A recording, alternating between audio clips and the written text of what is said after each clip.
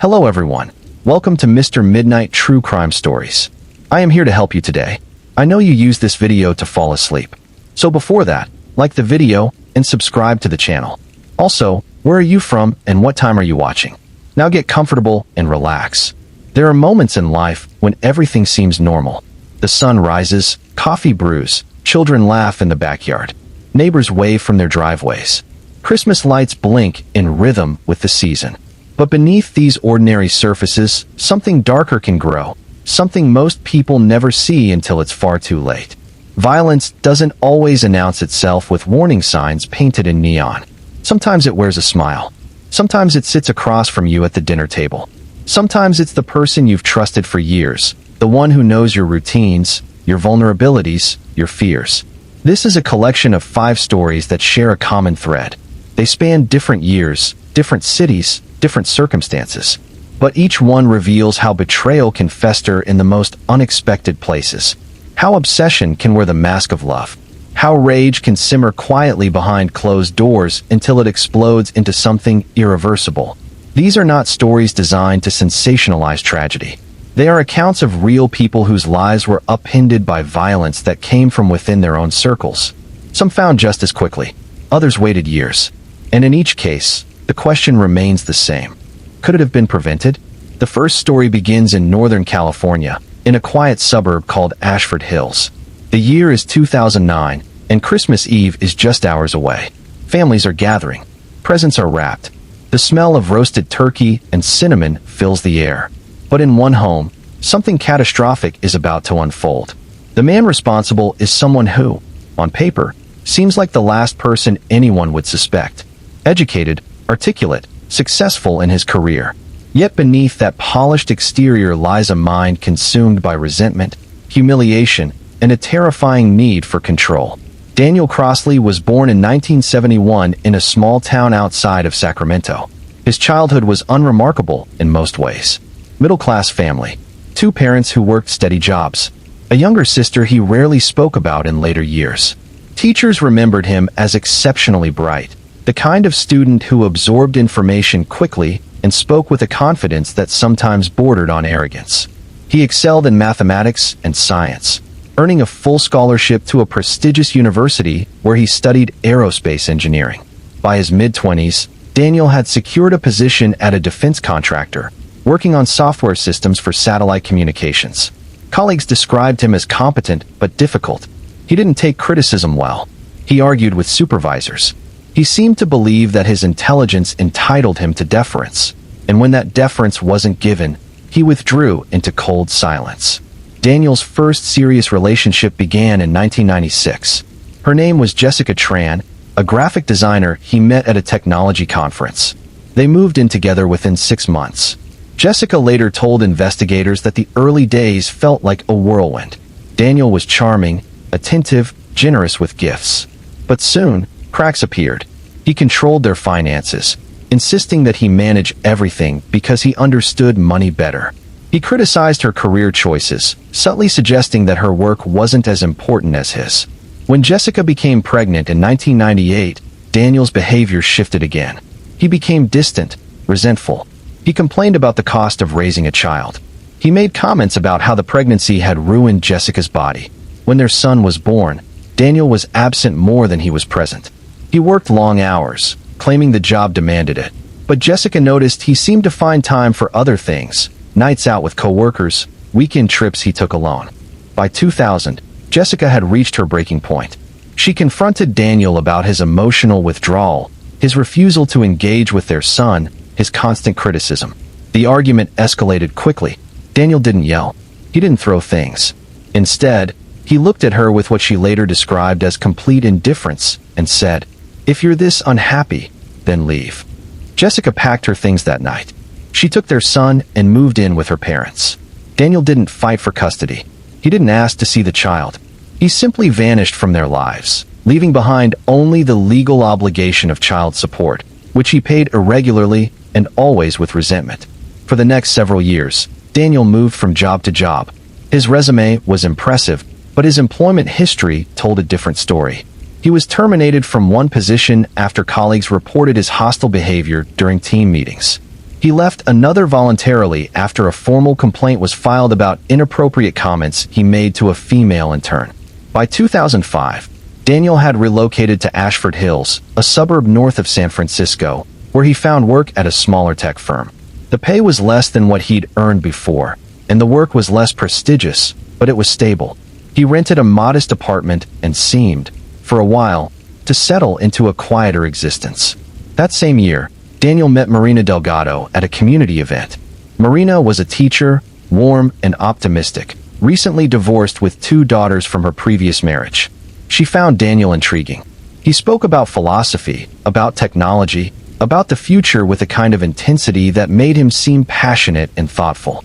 Daniel, for his part, saw in Marina something he could rebuild his image around. A respectable partner, a ready-made family, a chance to appear normal again. They married in 2006, a small ceremony attended by Marina's family and a handful of Daniel's co-workers. Marina's daughters, ages 8 and 10, were cautious around their new stepfather, but Marina reassured them. She believed Daniel was simply reserved, that he needed time to adjust. What Marina didn't know was that Daniel had lied about almost everything. He told her he'd been married once before, but that it had ended amicably. He never mentioned his son. He claimed his previous job losses were due to company downsizing, not his own behavior. He exaggerated his current salary, leading Marina to believe they were more financially secure than they actually were. For a while, the deception held. They bought a small house together. They hosted dinners. They attended school events for the girls. But beneath the surface, Daniel was struggling. His job performance was declining. His supervisor had started documenting errors, missed deadlines, inappropriate outbursts during meetings.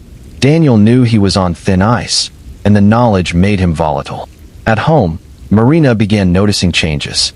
Daniel was irritable, snapping at her over minor things.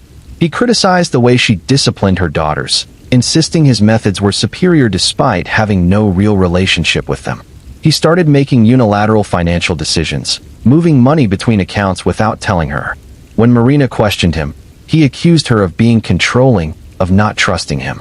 The arguments became more frequent. Daniel's voice would rise, then drop into something colder, more calculated. He would list her perceived failures, her lack of ambition, her dependence on him. Marina felt herself shrinking, becoming smaller in her own home. In early 2009, Daniel was terminated from his job. The official reason was performance-related, but there had been an incident the week before. A confrontation with a younger colleague who had corrected Daniel's work in front of others. Daniel had stood, face flushed, and said something that made everyone in the room go silent. The exact words were never confirmed, but they were threatening enough that security was called. Daniel was escorted out that afternoon. He drove home in a state of barely controlled rage, his hands gripping the steering wheel until his knuckles went white. He didn't tell Marina immediately. Instead, he left the house each morning as if going to work, spending his days at coffee shops and libraries, searching for new positions that never materialized. When Marina eventually discovered the truth, it was through a phone call from their bank. A mortgage payment had been missed. Marina confronted Daniel that evening, and the fight that followed was unlike anything before. Daniel didn't just argue. He unraveled. He shouted that nothing he did was ever good enough, that everyone conspired against him, that he was surrounded by mediocrity and ingratitude. Marina stood her ground. She told him she wanted a separation, that she needed space to think. Daniel's face went blank. He walked out of the room without another word. Over the following months, Daniel became a ghost in his own home. He slept in the guest room. He barely spoke to Marina or her daughters. He spent hours online, researching subjects Marina couldn't identify when she glanced at his screen. She assumed he was job hunting, but the truth was far darker. Daniel was planning something. The divorce papers arrived in September 2009.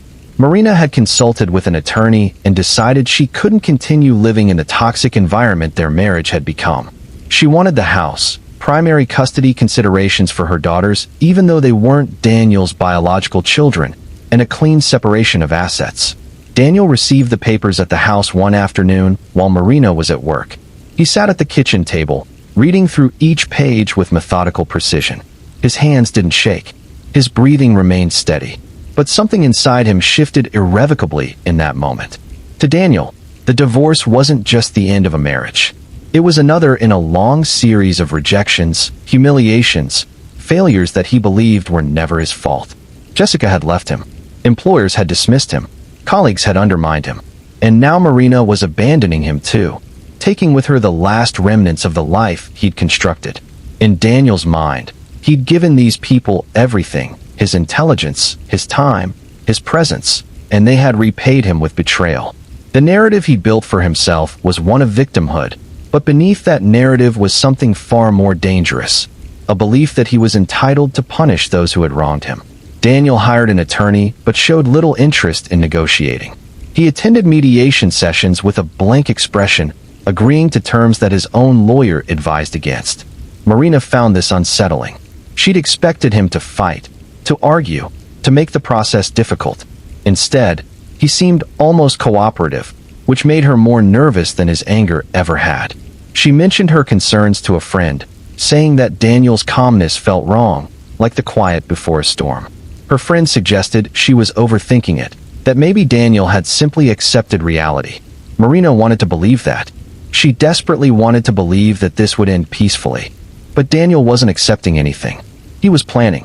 In October, he purchased a handgun from a private seller, a transaction that required no background check under California law at the time for certain private sales. He paid cash. He gave a fake name. The seller, an older man cleaning out his late father's estate, didn't ask questions. Daniel drove home with the weapon concealed in a gym bag, his mind already moving through the logistics of what he intended to do. He researched ammunition types, reading forum discussions about stopping power and reliability. He watched videos about shooting stances and accuracy. He practiced loading and unloading the weapon in his locked bedroom, the metallic clicks becoming a familiar rhythm. He also began watching Marina's routines. He knew her schedule, where she went, when she'd be home, when her daughters would be with her, and when they'd be at their father's house. He drove past her workplace during lunch hours, noting which car she parked near, which entrance she used. He scrolled through her social media, taking screenshots of posts about upcoming plans. Marina had mentioned on Facebook that her extended family would be gathering for Christmas Eve at her mother's house, a tradition that had continued every year since Marina was a child. She posted about how much the girls loved seeing their cousins, how special the holiday always felt. Daniel read these posts with cold focus, making mental notes. In November, Daniel moved out of the house as required by the separation agreement. He rented a small apartment across town, a place with thin walls and stained carpets that smelled of cigarette smoke from previous tenants. He furnished it minimally, a mattress on the floor, a folding table, a single chair. He didn't plan to be there long. The apartment was just a staging ground, a place to wait until the right moment arrived. He continued to send Marina occasional text messages, most of them brief and neutral. "Hope you're doing well. Let me know if you need anything from the house." The messages seemed almost conciliatory, and Marina, exhausted from months of conflict, took them at face value. She responded politely, keeping her answers short. She wanted to believe that Daniel was moving on, that the worst was behind them. December arrived with unseasonably cold weather for Northern California. Ashford Hills saw frost in the mornings, and residents bundled into scarves and heavy coats, their breath visible in the air. Marina threw herself into preparing for Christmas, determined to make it special for her daughters despite the upheaval of the divorce. She bought gifts, decorated the house, baked cookies late into the night. Her mother, a woman named Rosa Delgado, had invited the entire extended family to her home for Christmas Eve dinner, just as she did every year. There would be nearly 20 people in attendance: aunts, uncles, cousins, children ranging from toddlers to teenagers. Rosa's house was large enough to accommodate everyone, with a spacious living room that opened into a dining area and a backyard where the kids could play if the weather permitted. Marina's daughters were excited. They'd been through a difficult year, watching their mother's marriage crumble, adjusting to Daniel's absence. But the promise of Christmas with their cousins lifted their spirits. The older daughter, Isabel, asked Marina if Daniel would be there. Marina hesitated before answering. "No, honey, Daniel won't be joining us. It's just going to be our family." Isabel nodded, looking relieved. Neither of the girls had bonded with Daniel, and his departure from their lives had been met with quiet acceptance rather than grief. Daniel knew about the gathering. He'd seen Marina's Facebook posts, the photos she'd shared of previous Christmas Eves at her mother's house. He knew the address. He'd driven past it several times in early December, studying the layout, the street parking, the proximity of neighboring homes. He noted that Rose's house sat on a corner lot with a large oak tree in the front yard. The driveway could fit 3 cars. The front door was wooden, substantial but not reinforced. There were windows facing the street, curtains usually drawn after dark. Daniel absorbed these details like a student preparing for an exam, methodical and thorough. On December 23rd, Daniel went to a sporting goods store and purchased additional ammunition, along with a large black duffel bag. The clerk who rang him up barely looked at him, just another customer in the pre-holiday rush. Daniel returned to his apartment and spent the evening preparing. He loaded the gun's magazine, his movements practiced and efficient. He packed the duffel bag with the weapon, extra ammunition, a change of clothes, and a small container of gasoline he'd siphoned from his car. He also included a mask, a simple black ski mask he'd bought online weeks earlier. He sat on the edge of his mattress, staring at the packed bag, his mind eerily calm. He'd made his decision. There was no hesitation, no last-minute doubt. In Daniel's fractured logic, what he was about to do was justified. These people had taken everything from him. Now he would take everything from them. Christmas Eve arrived cold and clear. Marina woke early, helping her daughters wrap the last of their gifts for their cousins. The girls were giddy with anticipation, barely able to sit still during breakfast. Marina felt a flutter of happiness watching them, a reminder that life could still hold moments of simple joy despite everything that had happened. She loaded the presents into her car along with 2 pies she'd baked the night before, pecan and apple, her mother's favorites. They arrived at Rose's house around 3 in the afternoon, greeted by the warm chaos of family already gathering. Children ran through the hallways, shrieking with laughter. The smell of roasting ham filled the air, mingling with cinnamon and pine from the Christmas tree in the living room. Rosa hugged Marina tightly, whispering that she was proud of her, that she was strong, that everything would be okay. Marina felt tears prick her eyes but blinked them away, not wanting to dampen the mood. She joined her aunts in the kitchen, chopping vegetables and stirring pots, falling into the familiar rhythms of holiday preparation. Her daughters disappeared into the backyard with their cousins, their voices carrying through the open, sliding glass door. For a few hours, Marina allowed herself to forget about Daniel, about the divorce, about the uncertainty of what came next. She was surrounded by people who loved her, and that felt like enough. Daniel, meanwhile, was preparing for his own version of the evening. He showered and dressed in dark clothing, jeans, and a black jacket. He strapped the loaded gun to his waist, concealing it beneath the jacket. He placed the duffel bag in the trunk of his car, then sat behind the wheel, staring at nothing. The sun was setting, casting long shadows across the parking lot of his apartment complex. He started the engine and began the drive toward Rose's house, his expression blank, his thoughts organized into a sequence of actions he would execute with precision. He arrived at the neighborhood just after 6. The street was quiet, most families already inside their own homes for holiday celebrations. Christmas lights blinked from porches and windows, cheerful and oblivious. Daniel parked 2 blocks away from Rose's house, in a spot beneath a broken streetlight where his car would be harder to notice. He retrieved the duffel bag from the trunk and slung it over his shoulder, then walked toward the house with steady, unhurried steps. His breath misted in the cold air. His heart rate remained calm. He'd rehearsed this in his mind so many times that it no longer felt hypothetical. It felt inevitable. As he approached the house, he could hear voices and music drifting from inside. Through the windows, he saw shapes moving, people laughing, children darting between adults. He circled around to the side of the house where the driveway met the backyard. The sliding glass door was partially open, left that way to let in fresh air and allow the kids to move freely between inside and outside. Daniel paused there, watching. He saw Marina in the kitchen, her back to him, talking with another woman. He saw her daughters playing a board game with their cousins in the living room. He saw Rosa setting the dining table, adjusting silverware and napkins with careful attention. Daniel pulled the ski mask over his face. He reached into the duffel bag and withdrew the gun, feeling its weight settle into his palm. This was the point of no return, the moment when thought became action, when planning became reality. He took one breath, then stepped through the sliding glass door. The first person to notice him was a teenage cousin named Marcus, who'd been heading toward the kitchen for a soda. Marcus froze mid-step, his brain struggling to process what he was seeing. A man in a ski mask, holding a gun, standing in the doorway like something out of a nightmare. For a split second, Marcus thought it might be a joke, some tasteless prank, but then he saw the way the man was holding the weapon, the deliberate purpose in his stance, and Marcus's body understood before his mind could catch up. He stumbled backward, knocking into a chair, and the sound drew everyone's attention. The room fell into a suspended moment of confusion. Conversations stopped mid-sentence. Heads turned. Eyes widened. Rosa dropped the napkin she'd been holding, her hand flying to her mouth. Marina turned from the kitchen, her expression shifting from curiosity to horror in the span of a heartbeat. She recognized something in the man's build, the way he carried himself, and even through the mask she knew. "Daniel," she whispered, but the word came out strangled, barely audible. Daniel raised the gun, and the room exploded into chaos. Someone screamed. Children began crying.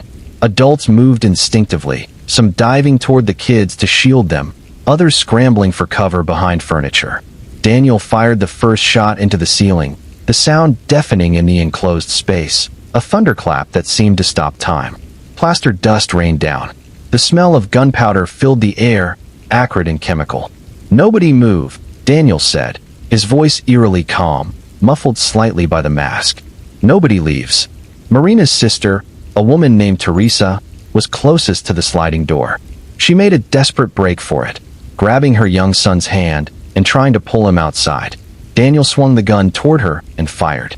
The bullet struck Teresa in the shoulder, spinning her around and sending her crashing into the wall. Her son screamed, a high-pitched wail of terror that seemed to pierce through everything else. Teresa clutched her shoulder, blood seeping between her fingers, her face contorted in pain and disbelief. Her husband lunged toward her, and Daniel fired again, this time hitting the man in the leg. He went down hard, crying out. The room descended into pandemonium. People were screaming, crying, trying to huddle together or crawl toward exits. Daniel moved methodically through the space, his gun tracking from person to person. He seemed to be looking for someone specific, his gaze sweeping across faces. Marina realized with sick certainty that he was looking for her. She'd pressed herself against the kitchen counter, her mind racing through impossible calculations. She could try to run, but where? She could try to reason with him, but what words could possibly reach someone who'd already decided to do this? Rosa, trembling but somehow finding her voice, spoke up. "Daniel, please. There are children here. Whatever you're angry about, we can talk. Just put the gun down." Daniel turned toward her, and for a moment Marina thought her mother might actually get through to him. But then Daniel laughed, a short, bitter sound.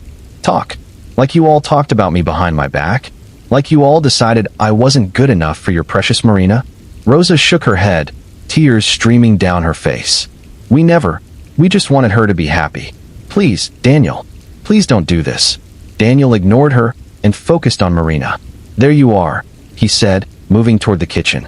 Marina's daughters, seeing him approach their mother, screamed for her. Isabel tried to run to Marina, but an uncle grabbed her, holding her back. Daniel's attention flickered toward the girls for just a moment, and Marina saw her opportunity. There was a knife block on the counter beside her. Her hand shot out, grabbing the largest knife, and she held it up with shaking hands. "Stay away from them," she said, her voice cracking. "Stay away from my daughters." Daniel stopped, regarding the knife with something like amusement. "You think that's going to stop me?" He raised the gun, pointing it directly at Marina's chest. She could see his finger on the trigger, could see the dark barrel aimed at her heart. Time seemed to slow. She heard her daughters screaming her name. She heard her mother begging. She heard the ragged breathing of her wounded sister and brother-in-law. And she heard her own heartbeat, thunderous in her ears, each beat potentially her last. The shot never came. Instead, there was a crash from the front of the house. The front door burst open, kicked in by a neighbor who'd heard the gunshots and called 911. The neighbor, a retired Marine named Tom Kowalski, had grabbed his own weapon and come running. He appeared in the doorway to the living room, his gun raised, shouting commands. "Drop it! Drop the weapon now!" Daniel spun toward this new threat, his gun swinging away from Marina. For a fraction of a second, everyone held their breath. Daniel made his choice. He fired at Tom, the bullet going wide and shattering a window behind him. Tom returned fire, his training kicking in, 3 controlled shots that struck Daniel in the chest and abdomen. Daniel staggered backward, his gun falling from his hand and clattering across the floor. He hit the wall and slid down it, leaving a smear of blood on the cream-colored paint. His breathing was labored, wet-sounding, his hands clutching at the wounds that were pouring blood onto his dark clothing. The room was silent except for the crying of children and the moans of the wounded. Tom kept his gun trained on Daniel, moving carefully to kick Daniel's weapon away, sending it sliding across the room.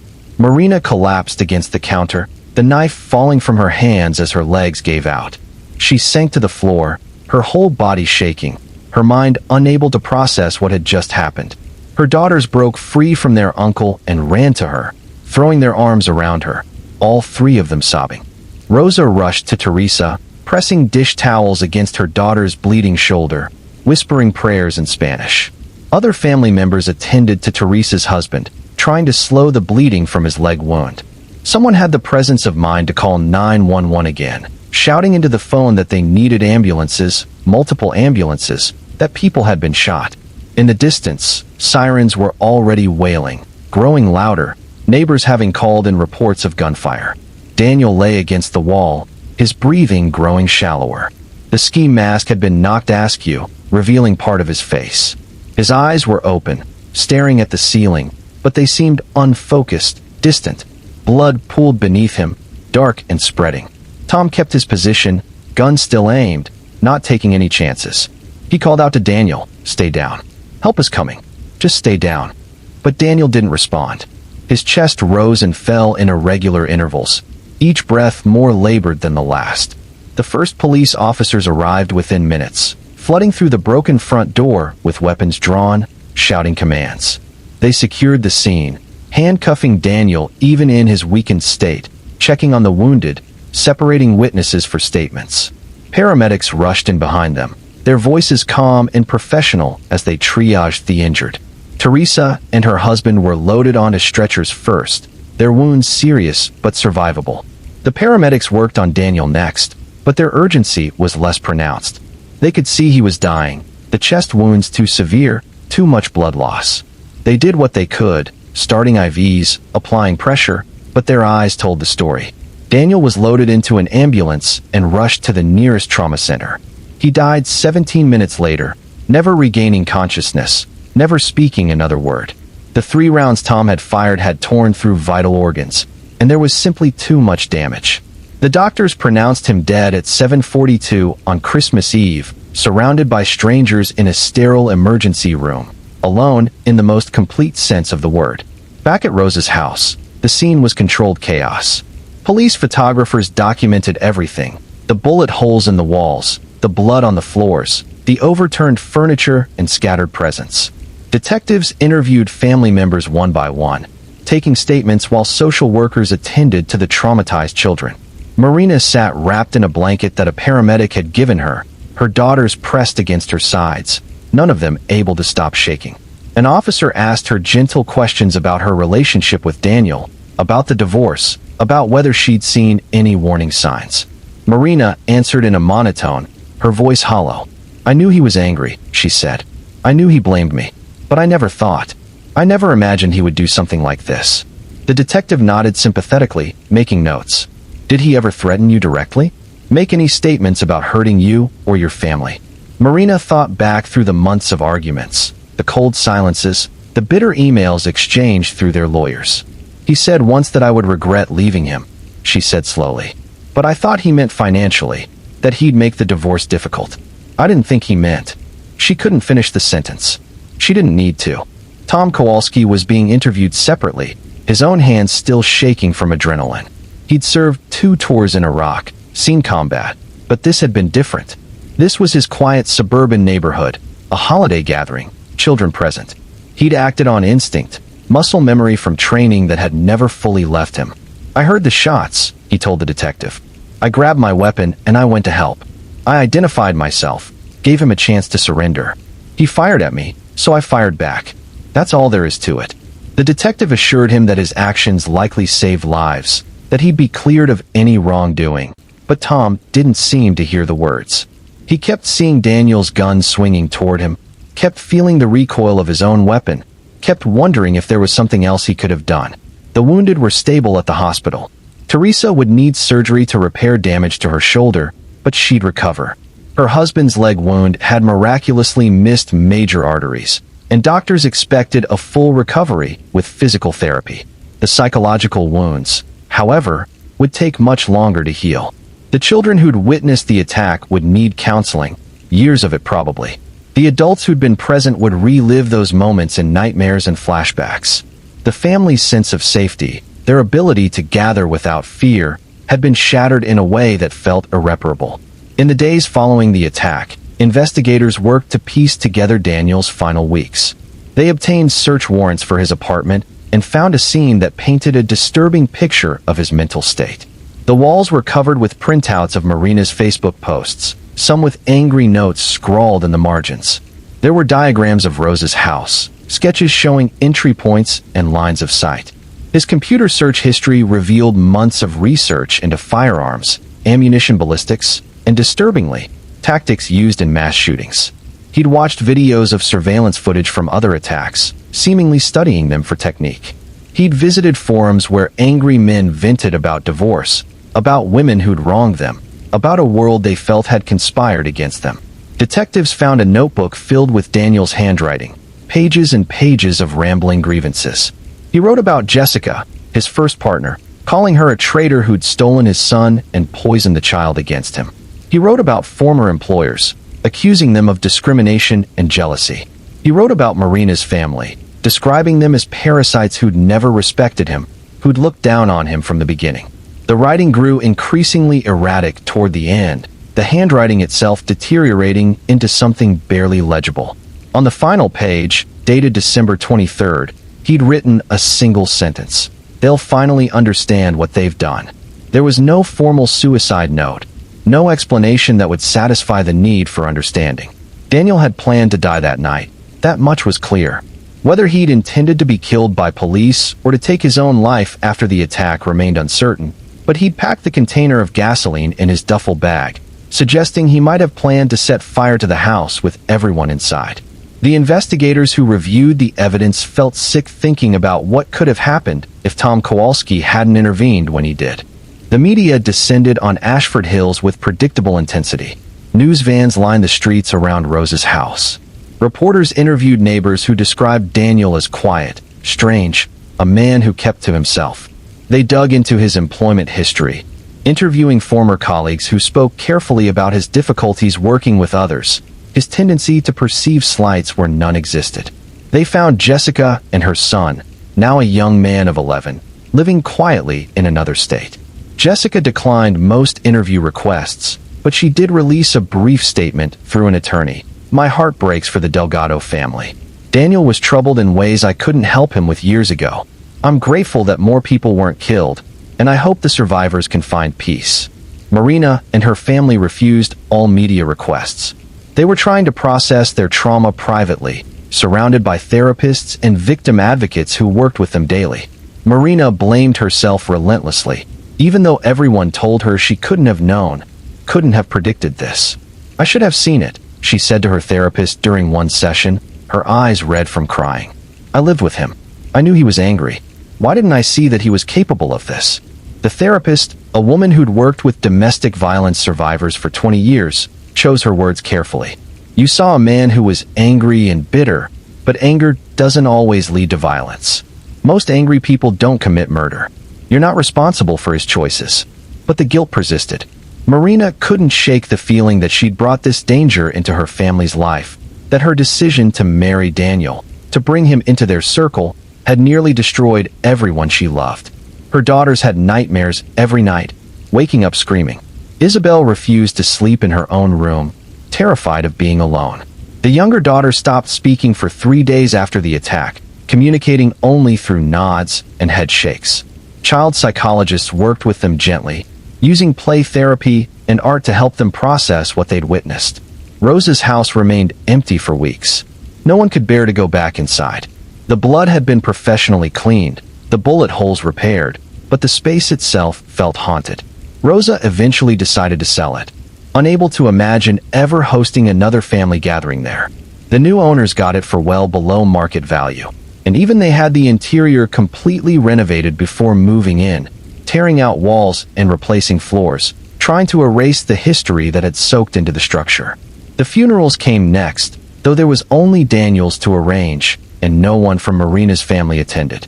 Daniel's parents, elderly and devastated, held a small private service. They'd had minimal contact with their son in recent years, bewildered by the person he'd become. His mother wept throughout the ceremony, whispering, "I don't understand," over and over. His father sat in stony silence, his face a mask of shame and grief. They buried Daniel in a plain coffin in an unremarkable cemetery, the headstone bearing only his name and dates, no epitaph, no words of love or remembrance. They moved out of state 6 months later, unable to bear the weight of their community's judgment and their own unanswered questions. Psychological experts who reviewed Daniel's case identified a pattern they'd seen before: narcissistic personality disorder complicated by what appeared to be mounting paranoia and possibly delusional thinking. Daniel had constructed an identity around being superior, more intelligent, more deserving than those around him. When reality repeatedly contradicted this self-image, when he was fired, divorced, rejected, his psyche couldn't integrate those failures. Instead, he externalized all blame, building a worldview where he was the victim of widespread conspiracy and betrayal. The violence was his attempt to reassert control, to punish those he held responsible, and to author a final chapter where he, not circumstances or other people, decided how the story ended. But understanding the psychology didn't ease the pain. It didn't help Marina sleep through the night or stop her daughters from flinching at sudden noises. It didn't restore Teresa's full range of motion in her shoulder or erase the permanent limp in her husband's gait. It didn't bring back the innocence of the children who'd hidden under tables while bullets flew overhead. The Delgado family was fundamentally changed, and no amount of therapy or time would return them to who they'd been before that Christmas Eve. A year later, on the anniversary of the attack, the family gathered again, but not at anyone's home. They met at a church, a neutral space that held no traumatic memories. They lit candles for each person who'd been in the house that night, a ritual of remembrance and survival. Marina stood before them and spoke, her voice stronger than it had been in months. "Daniel took so much from us," she said. "He took our sense of safety. He took our ability to celebrate without fear. He almost took our lives. But he didn't win. We're still here. We're still a family. And we won't let his hatred define us." The words were true, but they were also aspirational. The reality was messier, harder.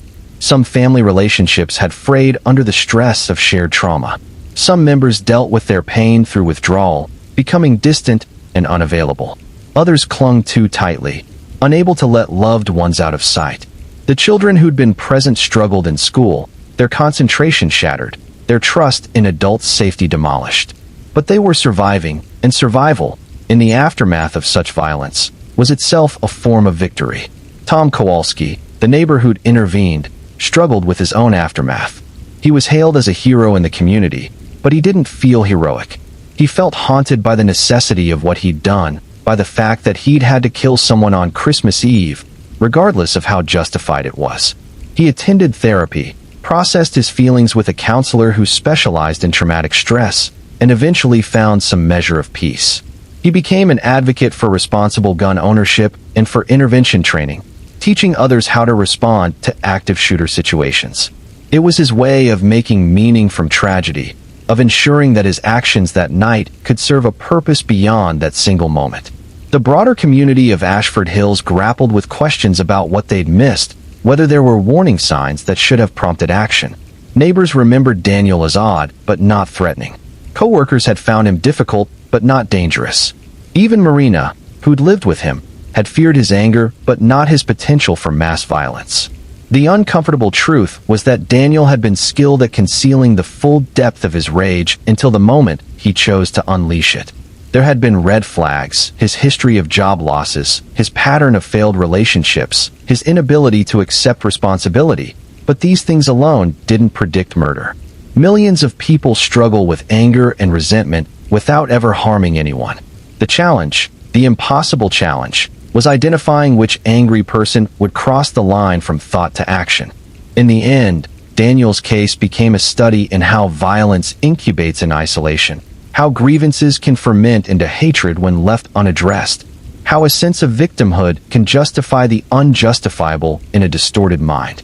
It became a reminder that the people we think we know may be hiding depths of pain and rage we never suspected. And it became a testament to the resilience of survivors who refused to let a single night of horror define the rest of their lives, even when that night left scars that would never fully heal.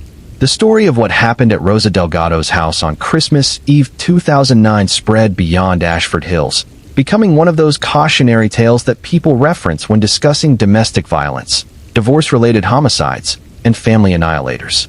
But for those who lived through it, it wasn't a cautionary tale or a case study. It was simply the worst night of their lives, a before and after dividing line that separated everything into two categories: the world as it was before Daniel walked through that sliding door, and the world as it became after. Marina eventually remarried, years later, to a gentle man who understood her triggers and her need for security. Her daughters grew up, carrying their trauma but not letting it destroy them. Teresa regained most of the function in her shoulder. The family learned to celebrate holidays again, though never on Christmas Eve and never all in one place. They scattered their gatherings across different times and locations, a practical accommodation to the anxiety that still lived in all of them. The second story moves forward in time and shifts to a different kind of horror. This one unfolds in the Midwest, in a city called Riverbend, and it centers on the disappearance of a child. The year is 2021, and the world is still navigating the uncertainties of a pandemic that has isolated families and strained communities. In this environment of heightened vigilance and paradoxical vulnerability, a 9-year-old girl named Layla Monroe vanishes from what should have been a safe environment, and the search for answers reveals how trust can be weaponized against the innocent. Layla was the kind of child people remember, bright-eyed and curious. She asked endless questions about everything from why the sky changed colors at sunset to how birds knew which direction to fly. She loved reading, often carrying a book with her wherever she went, and she had a particular fondness for stories about animals and adventure. Her teachers described her as engaged and kind, the type of student who noticed when classmates seemed sad and would quietly offer to share her snacks or sit with them at lunch. She had her mother's warm smile and her father's stubborn determination, a combination that made her both endearing and occasionally frustrating to parent. Layla lived with her mother, Nicole Monroe, in a modest 2-bedroom apartment on the east side of Riverbend. Nicole worked as a dental hygienist, managing long hours and the stress of single parenthood with as much grace as she could muster. Layla's father, Marcus, lived across town with his new wife. The divorce had been difficult but not acrimonious, and both parents made genuine efforts to co-parent effectively. Layla spent weekends with her father, and the transitions between households had become routine enough that they no longer caused the tears and protests they had in the early months after the separation. Nicole's social circle included other single mothers from Layla's school, women who supported each other through the challenges of raising children alone. Among them was a woman named Daphne Cole, whose son attended the same school as Layla. Daphne and Nicole had bonded over coffee at school pickup, their friendship developing through shared complaints about homework policies and school fundraisers. Daphne lived with her brother, Terrence, a man in his late 30s who worked sporadically in construction and had a history that Nicole knew only in vague terms.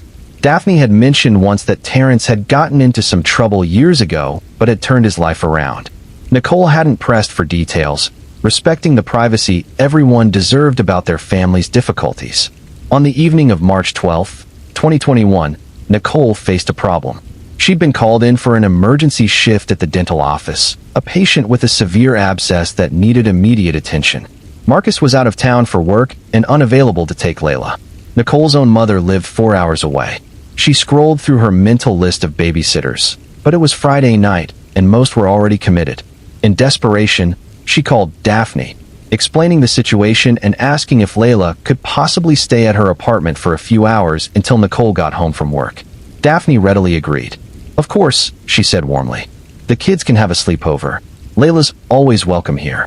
Nicole felt a wave of relief and gratitude. She packed an overnight bag for Layla, including her favorite pajamas and the book she was currently reading, a fantasy novel about a girl who could talk to wolves. "You'll be good for Ms. Daphne, right?" Nicole asked, kneeling down to Layla's eye level. Layla nodded enthusiastically. She liked Daphne's son and was excited about the unexpected sleepover. "We're going to watch movies and have popcorn," Layla said, already imagining the evening ahead. Nicole hugged her daughter tightly, breathing in the scent of her strawberry shampoo. "I love you, baby. I'll pick you up first thing in the morning." She dropped Layla off at Daphne's apartment just after 6 o'clock, waving as Layla disappeared inside, already chattering away with Daphne's son. Nicole worked her shift, treating the patient and cleaning up afterward. She texted Daphne around 8:30 to check in, and Daphne responded promptly. "All good here. Kids are watching Frozen. Again. Send help. LOL." Nicole smiled at the message, reassured. She finished at the office around 9 and drove home, exhausted but grateful the emergency had been handled. She planned to shower and sleep, then pick up Layla around 9 the next morning. She fell asleep quickly, her phone on the nightstand, unaware that everything was about to fall apart. What Nicole didn't know was that Terrence Cole had been home that evening. Daphne had mentioned her brother might stop by, but she'd framed it casually, and Nicole hadn't thought much of it. Terrence had a history that should have raised alarms, but that information lived in police databases and court records, not in the casual conversations between school parents. He'd been convicted of child molestation in 2009, serving 6 years in prison before his release in 2015. He was a registered sex offender, required to stay away from minors, but enforcement of such restrictions was inconsistent at best, and Terrence lived with his sister in an apartment where children frequently visited. That night, according to later testimony from Daphne's son, Terrence had come home around 7. The children had been in the living room watching television while Daphne prepared snacks in the kitchen. Terrence had joined them, sitting on the couch, making small talk about the movie. Daphne's son said his uncle seemed normal, not angry or strange, just quiet like he usually was. At some point, Terrence had asked Layla if she wanted to see something cool in his room, a collection of interesting rocks he'd gathered from various construction sites. Layla, trusting and curious by nature, had followed him down the hallway. What happened in that room would never be fully known. Terrence never gave a complete account, and Layla never came home to tell her story. What investigators would later piece together from evidence suggested that Terrence had assaulted Layla, and when she tried to scream or fight back, he'd panicked. He'd covered her mouth to silence her, pressing too hard or too long, and somewhere in those desperate moments, Layla had stopped breathing. Whether he'd intended to kill her or whether her death was the result of his panic to keep her quiet became a point of legal debate, but the end result was the same. Layla Monroe died in that room, in a place her mother had trusted, while a Disney movie played in the next room and her friend ate popcorn unaware. Terrence had carried Layla's small body to his car, wrapped in a blanket from his bed.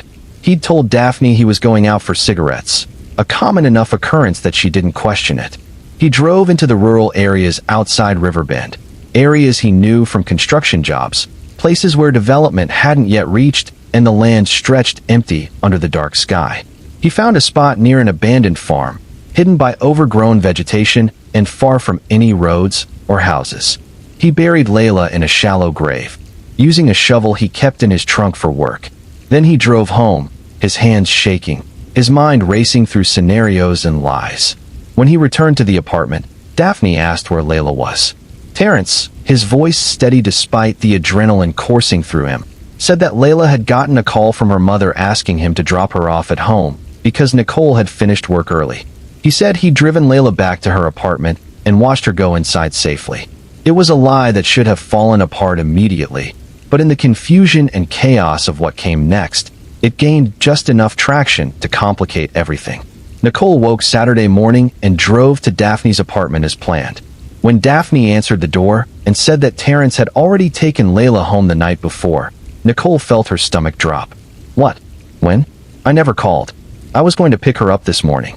Daphne's face went pale. "Terrence said you called around 9, asked him to bring her home." Nicole was already pulling out her phone, checking her call log, seeing no outgoing calls to Daphne or anyone else. "I didn't call. I never called. Where is she? Where's Layla? The two women stared at each other, understanding dawning in horrible synchronization.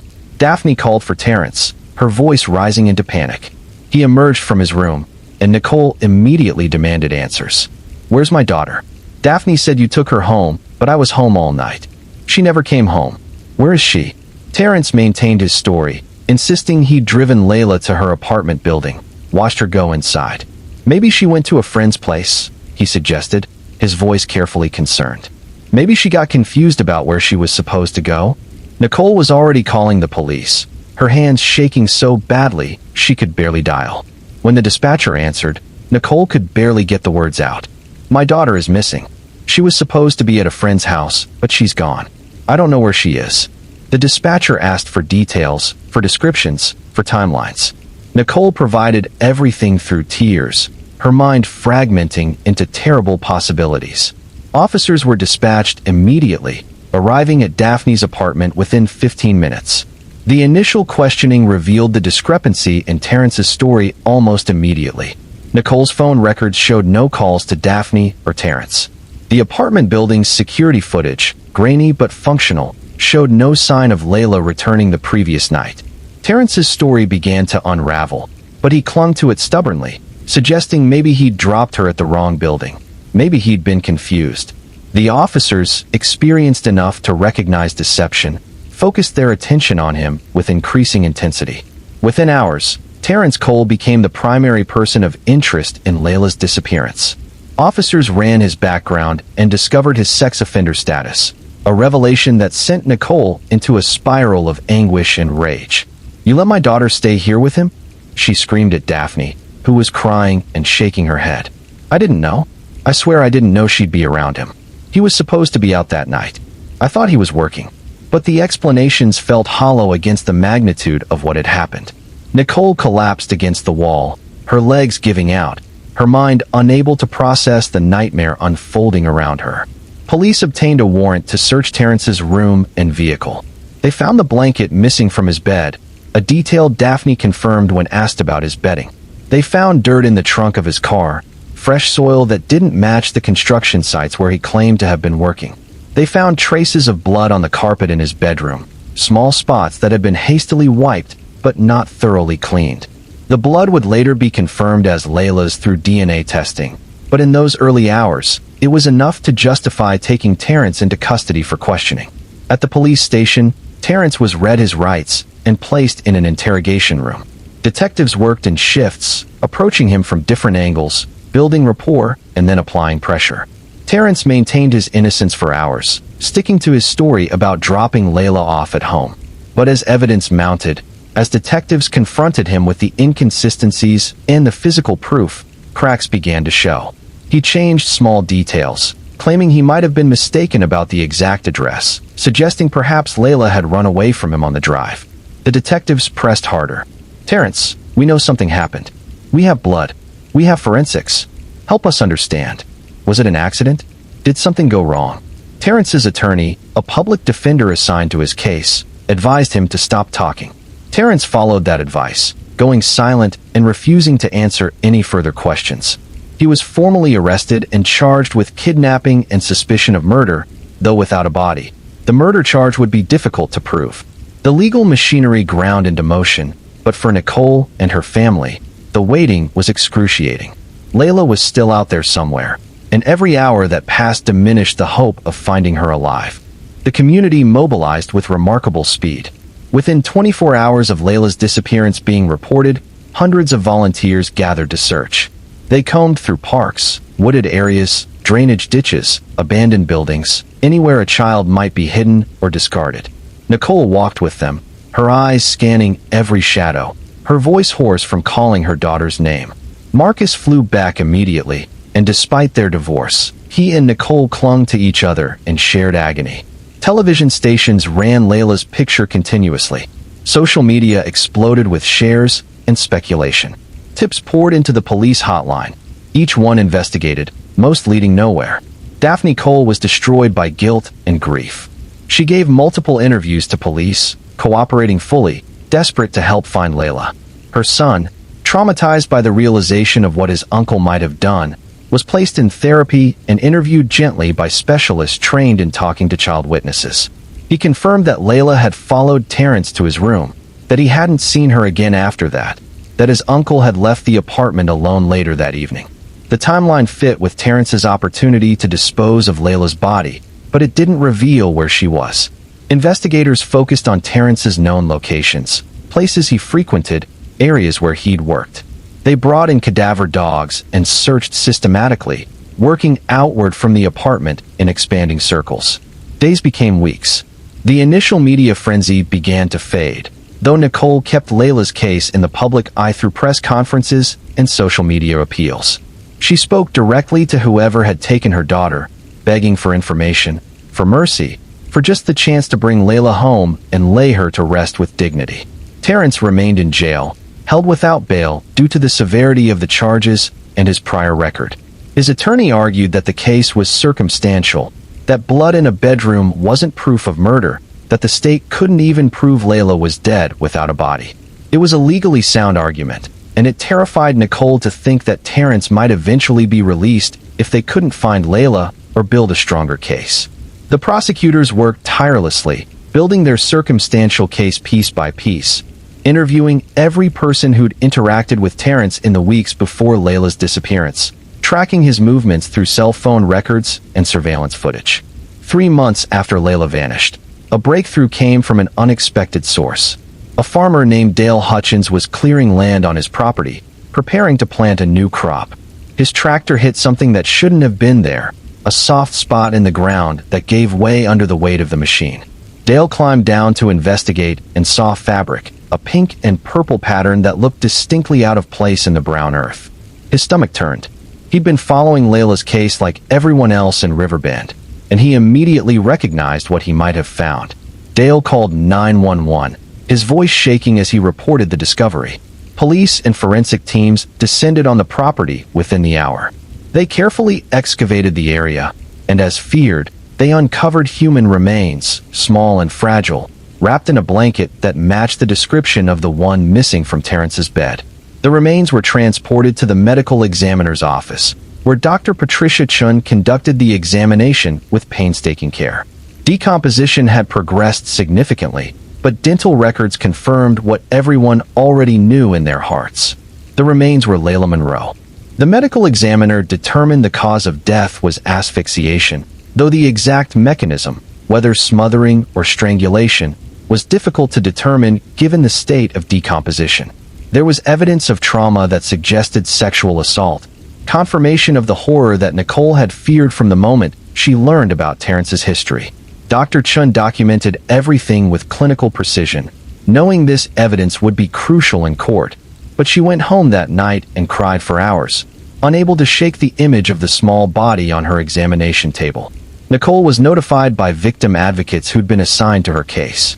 They came to her apartment with a detective, their faces grave, and Nicole knew before they spoke what they were going to say. She'd been preparing herself for this possibility, trying to steel herself against it, but nothing could have prepared her for the actual moment when the words were spoken. "We found Layla. I'm so sorry, Nicole. We found her." Nicole's scream was primal, a sound of grief so raw that neighbors called the police thinking someone was being attacked. Marcus was there within minutes, and they held each other while their world collapsed, while the future they'd imagined for their daughter evaporated into nothing but memory. The recovery of Layla's body transformed the case. Murder charges were upgraded to first-degree murder with special circumstances. The district attorney announced they would seek the maximum sentence allowed under law. Terrence's attorney could no longer argue that Layla might be alive somewhere, that this was all a misunderstanding. The evidence was overwhelming. The blood, the blanket, the location matching areas where Terrence had worked, the timeline, his history, his lies. The defense shifted strategy, preparing for trial and hoping to negotiate a plea deal that might spare Terrence a life sentence without parole. But Nicole and Marcus wanted a trial. They wanted the full story told in public, wanted Terrence to be forced to sit in a courtroom and hear the evidence of what he'd done, wanted the community to understand the full scope of the tragedy. The prosecutors agreed to move forward, and the trial was set for the following spring, a full year after Layla's death.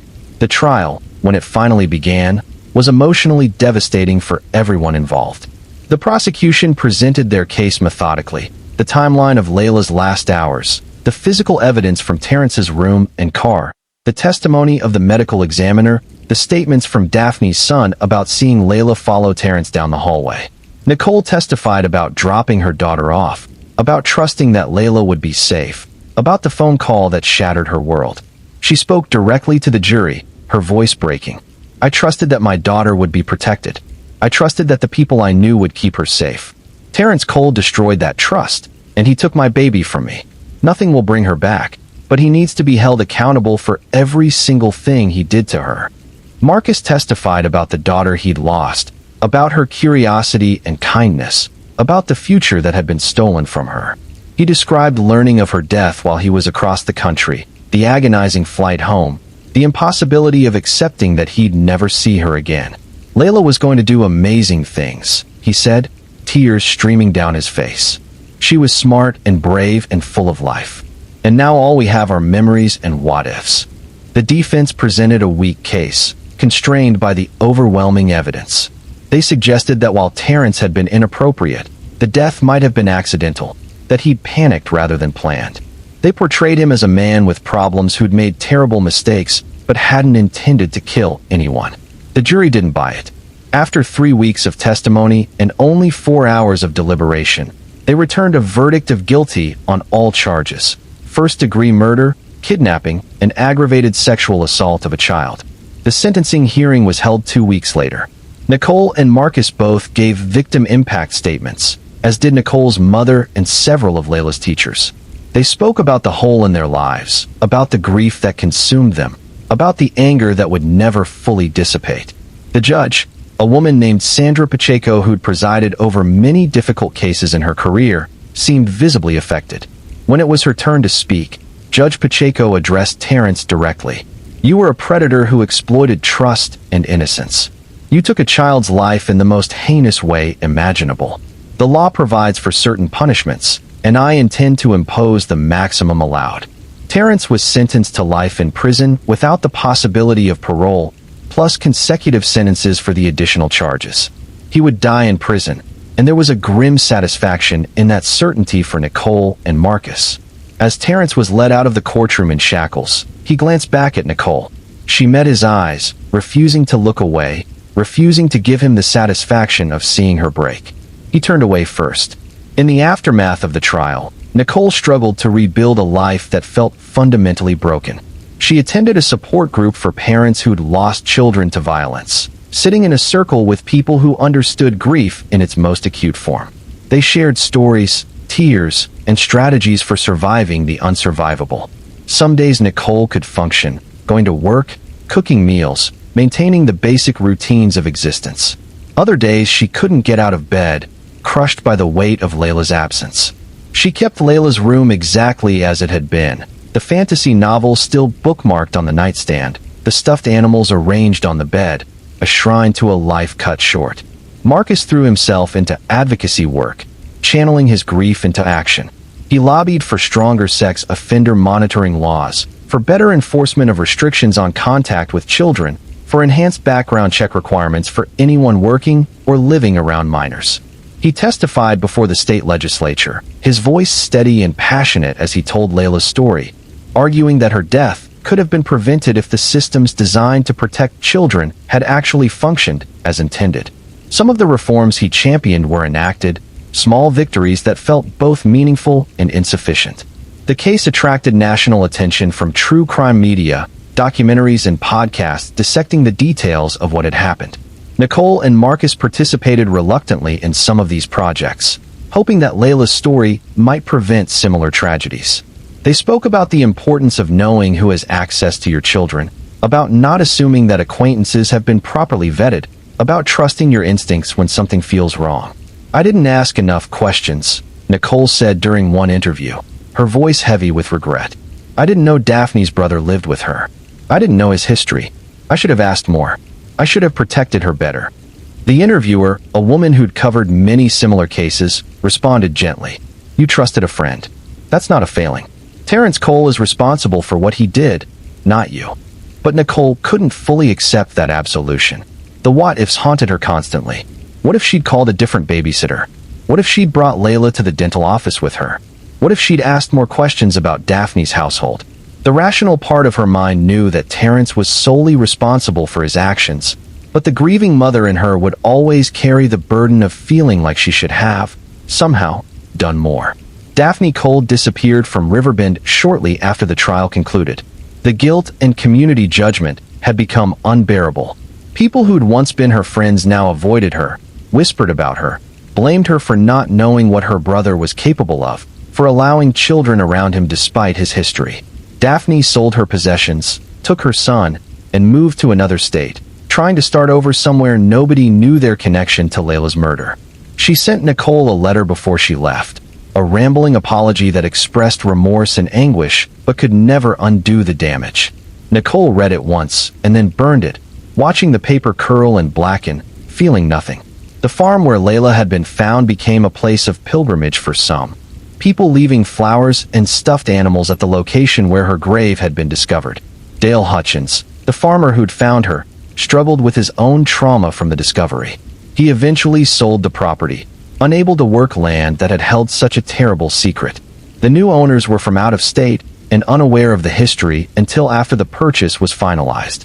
When they learned what had happened there, they considered backing out of the sale, but ultimately decided to stay, believing that acknowledging the past was better than trying to erase it.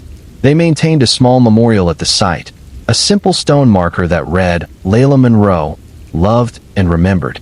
5 years after Layla's death, Nicole and Marcus held a memorial service on what would have been her 14th birthday.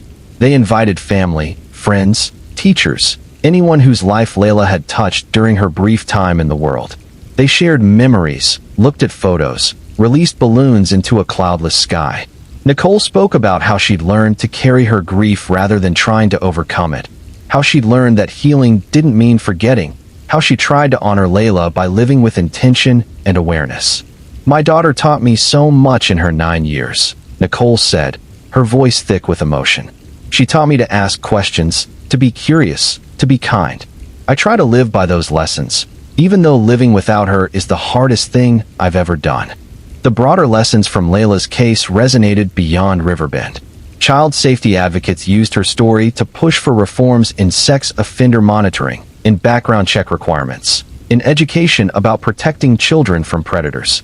Schools implemented new policies about sleepovers and playdates, providing parents with checklists of questions to ask before allowing children to stay in others' homes.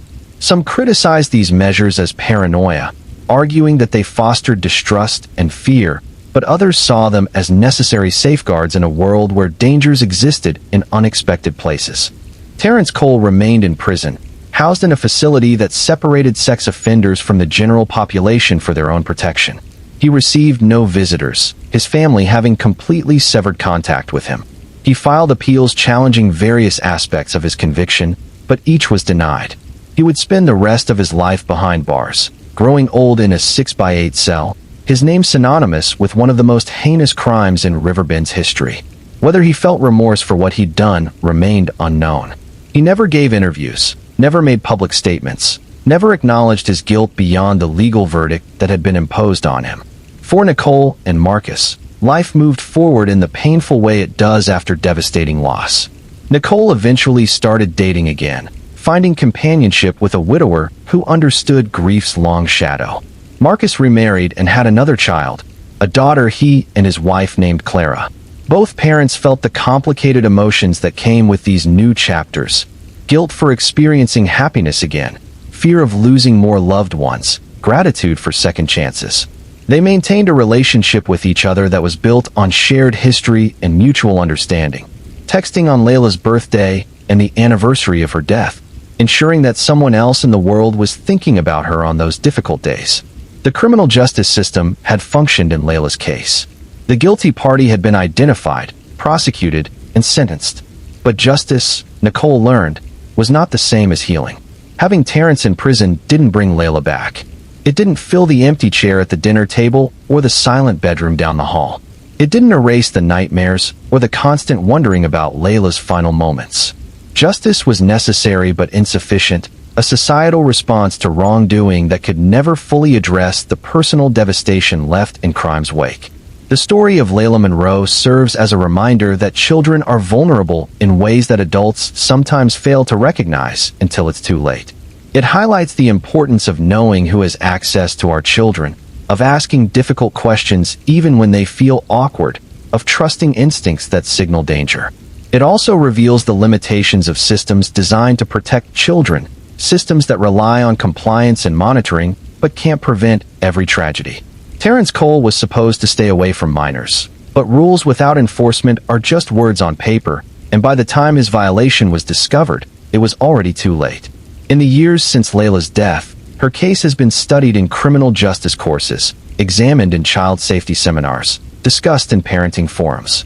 But beyond the statistics and policy debates, there remains the simple, irreducible fact of a child who should still be alive, who should be in high school now, worried about tests and friendships, and all the normal concerns of adolescence. Instead, she exists only in memory and in the hearts of those who loved her, a bright light extinguished too soon by someone who saw her vulnerability as an opportunity rather than something sacred to protect. Now the story shifts again, moving to a different coast and a different kind of betrayal. This case involves not a stranger or casual acquaintance, but someone bound by the most intimate of relationships. It takes place in Cypress Bay, a coastal community in the south where palm trees line residential streets and ocean breezes carry the scent of salt and possibility. The year is 2007, and the victim is someone who dedicated her life to healing others, someone whose murder reveals how greed and desperation can transform love into lethal calculation. Dr. Alina Reyes was a practitioner of alternative medicine, running a wellness clinic that offered acupuncture, herbal treatments, and holistic health consultations. She'd built a loyal client base over 15 years, people who trusted her gentle approach and genuine care for their well-being. Alina was 52 years old, attractive and energetic. With long dark hair she wore in a braid down her back and a perpetual tan from her daily beach walks. She practiced what she preached, maintaining a vegetarian diet, meditating every morning, and approaching life with an optimism that some found inspiring and others found slightly naive. Alina had been married to Victor Reyes for 18 years. They'd met in the late 80s at a meditation retreat, drawn together by what seemed like shared values and spiritual alignment. Victor was handsome and charming, quick with compliments and grand gestures. He worked in sales, moving between different companies and industries, always chasing the next big opportunity that never quite materialized. Where Alina was grounded and consistent, Victor was restless and acquisitive, always wanting more, better, different. They had 2 children together, a son named Daniel who was 16, and a daughter named Sophia who was 13. Both children were close to their mother, spending weekends helping at her clinic, learning about natural remedies and patient care. They admired Alina's calm presence and her ability to make people feel seen and valued. Their relationship with Victor was more complicated. He could be fun and generous when things were going well, taking them on impulsive trips to amusement parks or buying them expensive gifts they hadn't asked for. But he could also be moody and withdrawn, disappearing into his home office for hours, emerging with a tension that filled the house like static electricity. What the children didn't fully understand, what Alina herself only gradually came to recognize, was that Victor's financial situation was catastrophic. He'd made a series of increasingly desperate investments, chasing returns that would elevate his status and prove his worth. He'd day traded stocks with money they didn't have, lost substantial sums, then borrowed more to try to recover the losses. He'd invested in a friend's restaurant that failed within 6 months. He'd bought into a multi-level marketing scheme that collapsed under regulatory scrutiny. By 2007, Victor was drowning in debt, hundreds of thousands of dollars owed to credit card companies, private lenders, and people who were beginning to make threats. Alina knew some of this. She'd confronted Victor about credit card statements, about calls from collection agencies, about the way money seemed to evaporate from their accounts faster than her clinic could replenish it. Victor always had explanations, always promised he was handling it, always assured her that a big deal was about to close and everything would be fine. Alina wanted to believe him, wanted to trust that the man she'd married wouldn't lie to her about something so fundamental. But doubt had been growing. and in early 2007, she'd consulted with a divorce attorney, exploring her options. The attorney had explained that in a divorce, debts incurred during the marriage were typically shared between both parties. Alina would likely be responsible for half of Victor's catastrophic financial mistakes, even though she'd opposed many of his decisions. The thought terrified her. She'd worked hard to build her clinic, to establish financial stability. The idea of being pulled down into Victor's chaos, of potentially losing her business and her home, felt unbearable. She asked the attorney about separating their finances, about protecting her assets. The attorney provided options, but they all involved significant legal fees and uncertainty. What Alina didn't know was that Victor had been taking out life insurance policies on her. It had started years earlier with a modest policy, standard financial planning for a married couple with children. But in the past 2 years, as his debt spiraled, Victor had taken out additional policies, using different insurance companies and agents, inflating Alina's income on the applications to justify higher coverage amounts. In total, he'd secured policies worth nearly $2 million, with himself as the sole beneficiary. The premiums were expensive, but Victor saw them as an investment, the only way out of the hole he'd dug. The idea likely came to him gradually, not as a single moment of decision, but as a possibility that crystallized over time. At first, maybe he told himself he was just being prudent, protecting his family's future. But as the debt mounted and creditors became more aggressive, as Alina started talking about divorce and asset protection, Victor's thinking shifted. $2 million would solve everything. It would pay off his debts, provide for the children, allow him to start fresh. And all it required was Alina's death. Victor began researching methods, using public library computers to avoid leaving a digital trail at home. He searched for information about poisons, about staged accidents, about how police investigated suspicious deaths. He learned that murders committed by strangers were often solved quickly through forensic evidence. But murders within families were more complicated, especially if there was no obvious motive and the killer seemed grief-stricken and cooperative. He learned that the first 48 hours after a death were critical, that this was when investigators were most alert to inconsistencies and deception. He also began reaching out to old acquaintances, testing who might be willing to help him for money. Victor had a cousin named Luis who lived 2 states away and had a criminal record for assault and drug offenses. Luis was broke, working odd jobs and barely surviving. Victor called him in late March 2007, ostensibly just to catch up, but the conversation eventually turned to money troubles. "I've got some serious financial problems," Victor admitted. "I'm looking at bankruptcy, maybe losing the house. It's killing me." Luis commiserated, sharing his own struggles. Victor let silence hang for a moment, then said, "What if there was a way to solve both our problems? What if I knew how we could both get a lot of money, enough to completely turn things around?" Luis was interested but cautious. "What are you talking about? I'm not robbing a bank or anything crazy." Victor laughed, a sound without humor. "Nothing like that. Just hear me out. What if something happened to Alina, an accident or something, and I collected on her life insurance? I could pay you, say, $100,000 for helping make sure it happened the right way." The words hung in the air, shocking in their casual monstrosity. Luis should have refused immediately, should have hung up and reported the conversation. But Luis was desperate, broke, and increasingly willing to compromise his morals for money. "Are you serious right now?" he asked. Victor assured him he was completely serious.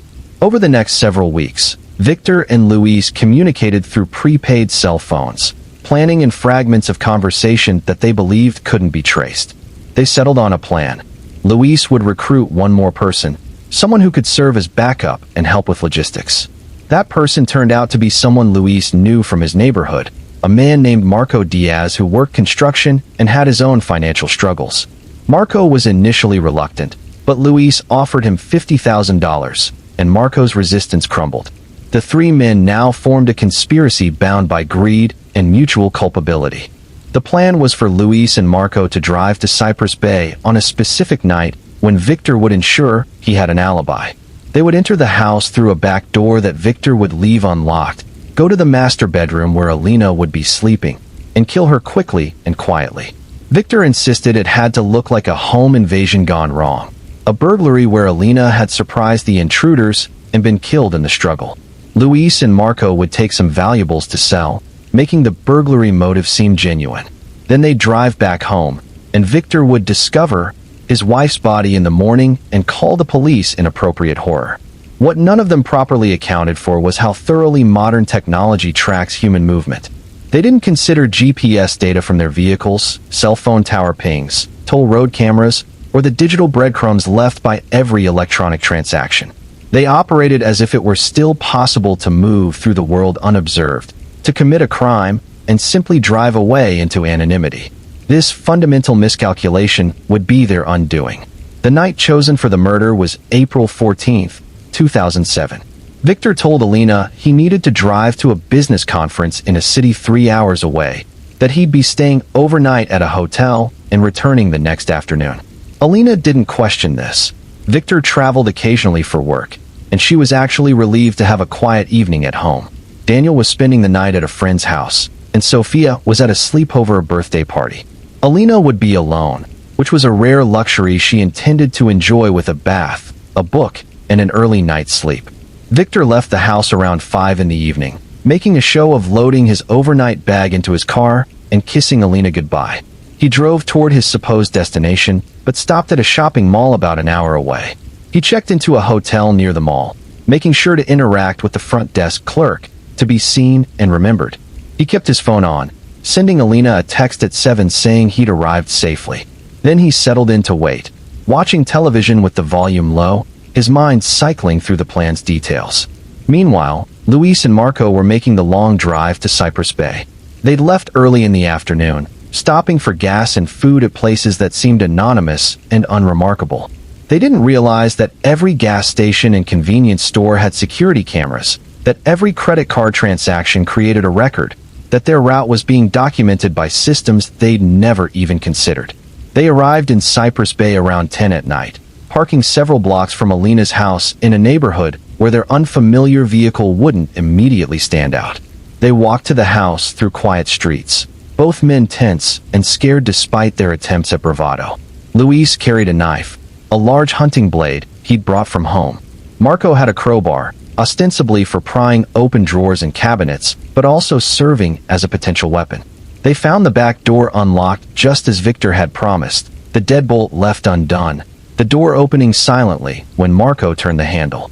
Inside, the house was dark except for a light coming from upstairs. They could hear water running, the sound of a shower. They looked at each other, nodded, and began to move through the house, their footsteps soft on the carpeted stairs. Alina was in the master bathroom, shower steam fogging the mirror, completely unaware that 2 strangers were in her home, that her husband had orchestrated her death. What happened next unfolded in terrible violence that contradicted the plan's supposed simplicity. Alina finished her shower and stepped out, wrapping herself in a towel.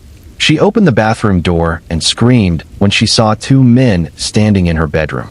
Luis and Marco panicked, rushing at her before she could run or call for help. Alina fought with surprising strength, scratching at Marco's face, kicking Luis in the shin hard enough to make him stumble. She was shouting, screaming for help, her voice carrying into the night. Luis stabbed her, the blade entering her abdomen, then her chest. Alina gasped, her eyes wide with shock and pain, her hands trying to press against the wounds. Marco hit her with the crowbar, a blow to the head that sent her stumbling backward into the bathroom. She fell against the sink, then slid to the floor, blood pooling beneath her. The men stood frozen for a moment, horrified by what they'd done, by how different the reality of violence was from the abstract planning. They heard a neighbor's dog barking frantically, heard a voice calling out asking if everything was okay. The sound of the neighbor's voice jolted Luis and Marco into action. They rifled through the bedroom drawers, grabbing jewelry and pulling electronics from their connections with shaking hands. Marco grabbed Alina's laptop from the desk in the corner. Luis found her purse and dumped it out, taking her wallet and cell phone. They moved frantically, their careful plan abandoned in favor of raw survival instinct. Within 3 minutes they were running down the stairs, through the back door, and into the night, their breath coming in ragged gasps, their minds racing with the reality of what they'd just done. Behind them, Alina lay dying on the bathroom floor. The stab wounds had punctured vital organs, and blood loss was rapid. She was conscious for perhaps 2 minutes after the men fled, aware enough to feel her life slipping away, to understand that she'd been attacked in her own home, in the place she should have been safest. Her final thoughts remain unknowable, but it's not difficult to imagine the confusion, the fear, the desperate hope that someone would come help her. But no one did. The neighbor who'd called out received no response and assumed the scream had been from a television or some other innocuous source. Alina died alone on the cold tile floor, her blood mixing with water droplets from her interrupted shower. Luis and Marco drove away from Cypress Bay with reckless speed, their hearts pounding, adrenaline making their hands shake on the steering wheel. They didn't speak for the first hour, both processing what they'd done, both understanding that they'd crossed a line from which there was no return. Eventually Luis said, "We stick to the story. We were never there. We don't know anything about any of this." Marco nodded, though his face was ashen. He kept touching the scratches on his cheek where Alina had clawed him, evidence literally written on his skin. They stopped at a rest area and threw the knife into a dumpster, along with their blood-stained clothes. They changed into fresh clothes from a bag they'd brought, trying to clean themselves up, to remove any trace of what had happened.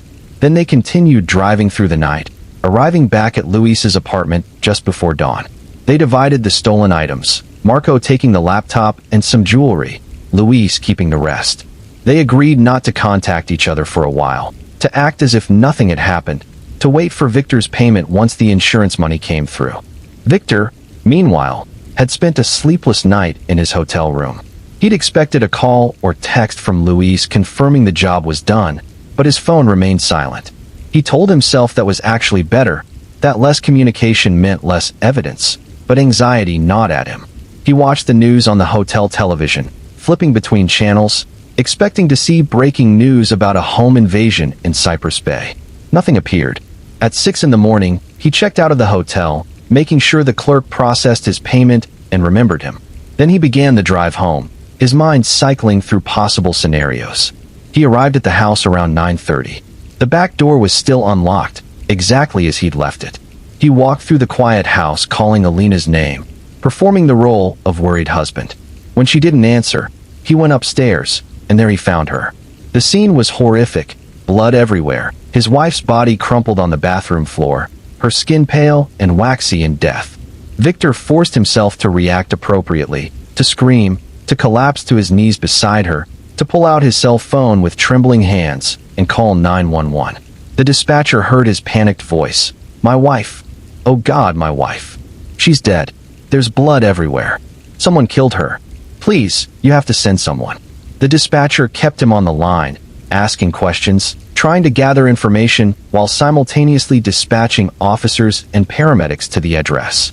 Victor stayed in character, his voice breaking with sobs, answering questions about what he was seeing, about whether Alina was breathing, about whether he saw any intruders. He said he'd been away overnight, had just gotten home, had found her like this. The dispatcher instructed him to go outside and wait for police to arrive, not to touch anything else. Officers arrived within 7 minutes, securing the scene and beginning their initial investigation. Paramedics confirmed what was obvious. Alina was deceased, had been for several hours. Detectives were called in, and the house became a hive of activity. Photographers documented everything. Forensic technicians collected evidence, bagging the stolen items' empty boxes, lifting fingerprints from surfaces, gathering DNA samples from the bathroom where Alina had fought for her life. The medical examiner arrived and examined the body in situ before authorizing its transport to the morgue for autopsy. Detective Sarah Brennan was the lead investigator assigned to the case. She was a 20-year veteran of the Cypress Bay Police Department, experienced in homicide investigations and skeptical by nature. She interviewed Victor carefully, noting his responses, watching his body language. Victor told his story, the business trip, the hotel stay, the morning discovery. He showed appropriate grief, breaking down several times, his voice choked with emotion. He volunteered information about the missing laptop and jewelry, suggesting this must have been a burglary gone wrong. Detective Brennan nodded sympathetically, taking notes, asking gentle questions.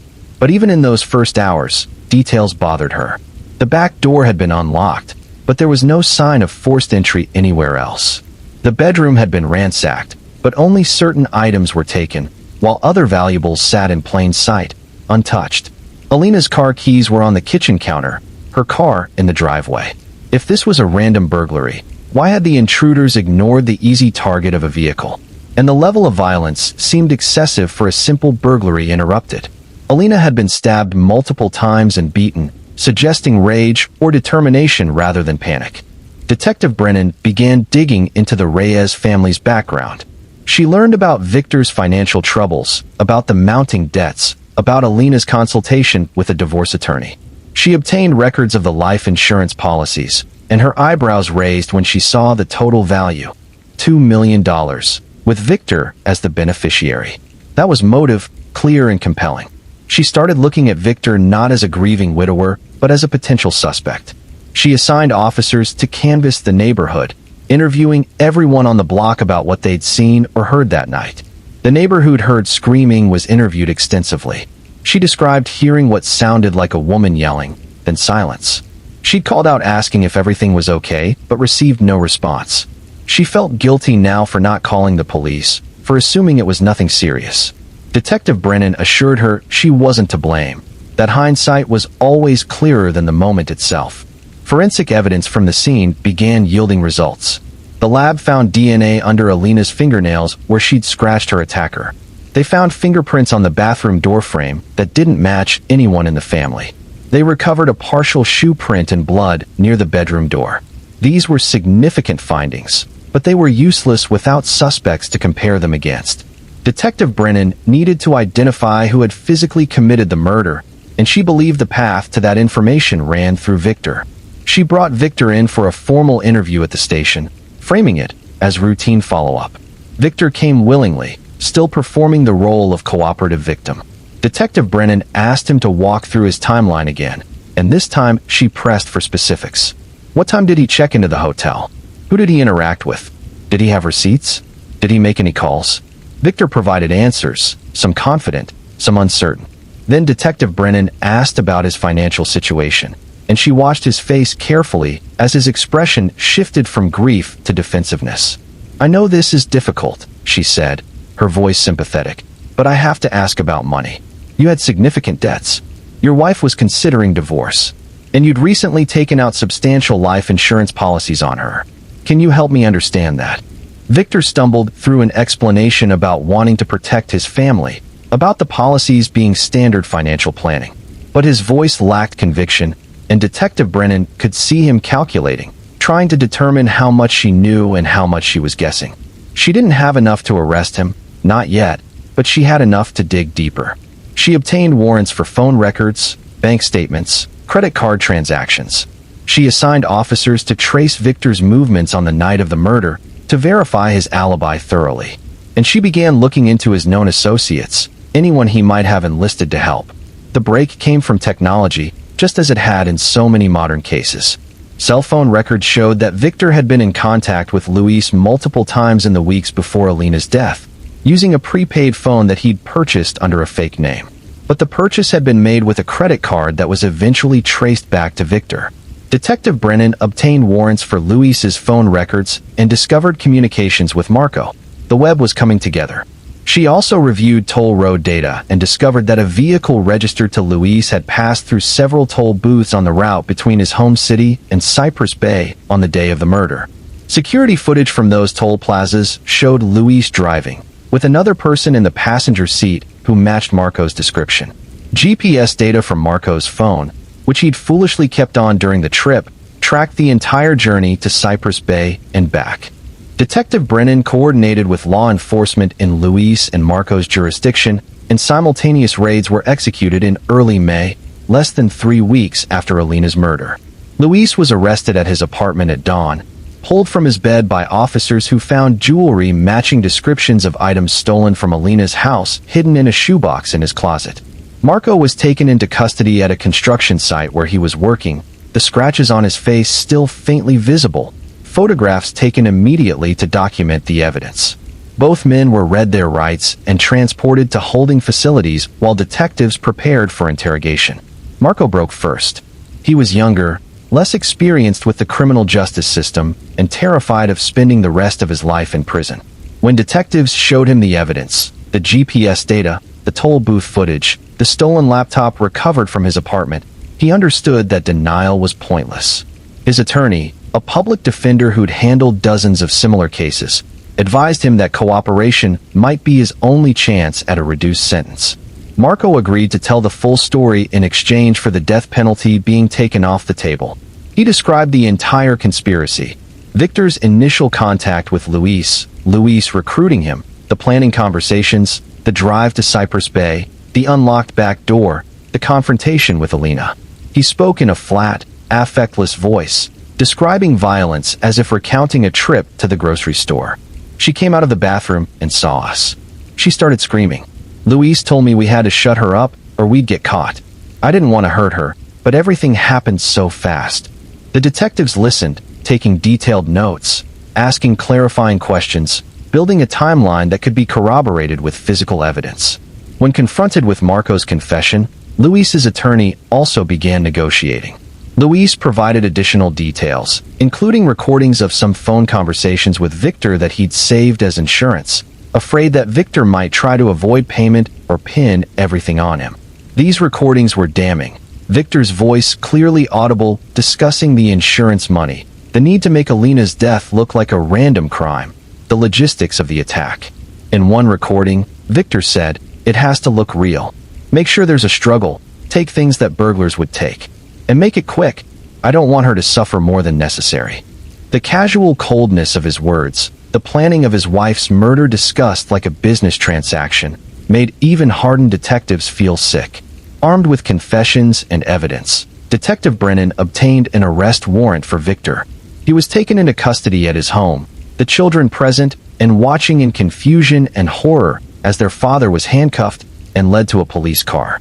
Daniel and Sophia were placed temporarily with Alina's sister, a woman named Carmen who lived one town over. Carmen tried to comfort them, to shield them from the worst of what was unfolding, but there was no way to protect them from the truth. Their father had arranged their mother's murder, had hired men to kill her in their family home, had done it for money. Victor maintained his innocence initially, claiming the recordings were fabricated, that Luis and Marco were lying to save themselves. But the evidence was overwhelming. Prosecutors charged him with first-degree murder, conspiracy to commit murder, and insurance fraud. Luis and Marco were charged with first-degree murder as well, though their plea agreements meant they faced life sentences rather than the death penalty. Victor faced the possibility of execution, California still having capital punishment on the books in 2007, though it was rarely carried out. The legal proceedings stretched over months. Victor's defense team, expensive attorneys paid for by liquidating every asset he had left, argued that the recordings were ambiguous, that Victor had been discussing a hypothetical scenario, that Luis and Marco were unreliable witnesses with every reason to lie. They portrayed Victor as a flawed man with financial problems, but not a murderer, suggesting that Luis and Marco had acted independently, perhaps planning to rob the house, and then implicating Victor when they were caught. The prosecution methodically dismantled these arguments. They presented the life insurance policies, the financial records showing Victor's desperate situation, the phone records establishing repeated contact between Victor and Luis in the weeks before the murder. They played the recordings, letting the jury hear Victor's voice planning his wife's death. They brought in forensic experts who matched DNA from under Alina's fingernails to Marco and fingerprints in the bedroom to Luis. They presented testimony from the medical examiner describing Alina's injuries, the fear and pain she must have experienced in her final moments. They also called Daniel and Sophia as witnesses, though both children were shielded from the most graphic details. Daniel, now 17, testified about his parents' marriage, about tensions he'd noticed, about his father's stress over money. He spoke in a trembling voice, unable to look at Victor sitting at the defense table. "I thought my dad loved my mom," he said, tears streaming down his face. "I don't understand how he could do this. I don't understand any of it." Sophia was deemed too young and traumatized to testify, but her victim impact statement was read into the record by a social worker. In it, she wrote, "My dad took my mom away forever. He took away the person who loved me most in the world. I have nightmares every night where I see her and try to tell her not to go home that night. But she can't hear me. The trial lasted 6 weeks, every day covered extensively by local media. Reporters filled the courtroom, broadcasting details to a public fascinated and repelled by the case. True crime forums dissected every piece of evidence, debated Victor's guilt or innocence despite the overwhelming proof. Alina's friends and former patients held vigils outside the courthouse, holding signs with her picture, demanding justice. The jury deliberated for 2 days before returning with their verdict. Victor was found guilty on all counts. The courtroom erupted in murmurs and gasps, though the outcome had been widely predicted.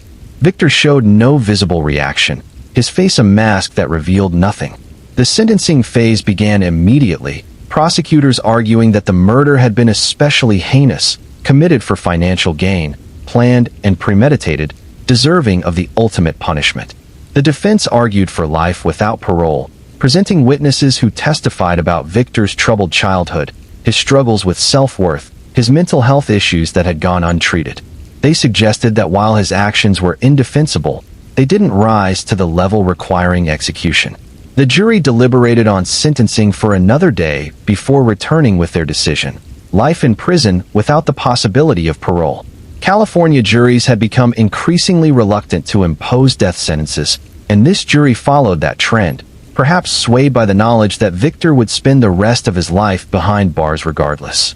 Luis and Marco were sentenced in separate proceedings, both receiving life sentences as part of their plea agreements. Marco's attorney argued that his client had been manipulated by Luis, that he'd been a reluctant participant driven by financial desperation. The judge was unmoved, noting that Marco had struck Alina with a crowbar, had participated actively in her murder, and that desperation didn't justify violence. Luis, the intermediary who'd recruited Marco and coordinated with Victor, received an identical sentence, the judge noting that his role in planning made him equally culpable. The insurance companies, predictably, refused to pay out on the policies. The circumstances of Alina's death, murdered by individuals her husband had hired, constituted fraud and contract violation. Victor's creditors tried to claim whatever assets remained, but there was almost nothing left. The house was sold to pay legal fees, the proceeds split among various parties with claims against Victor's estate.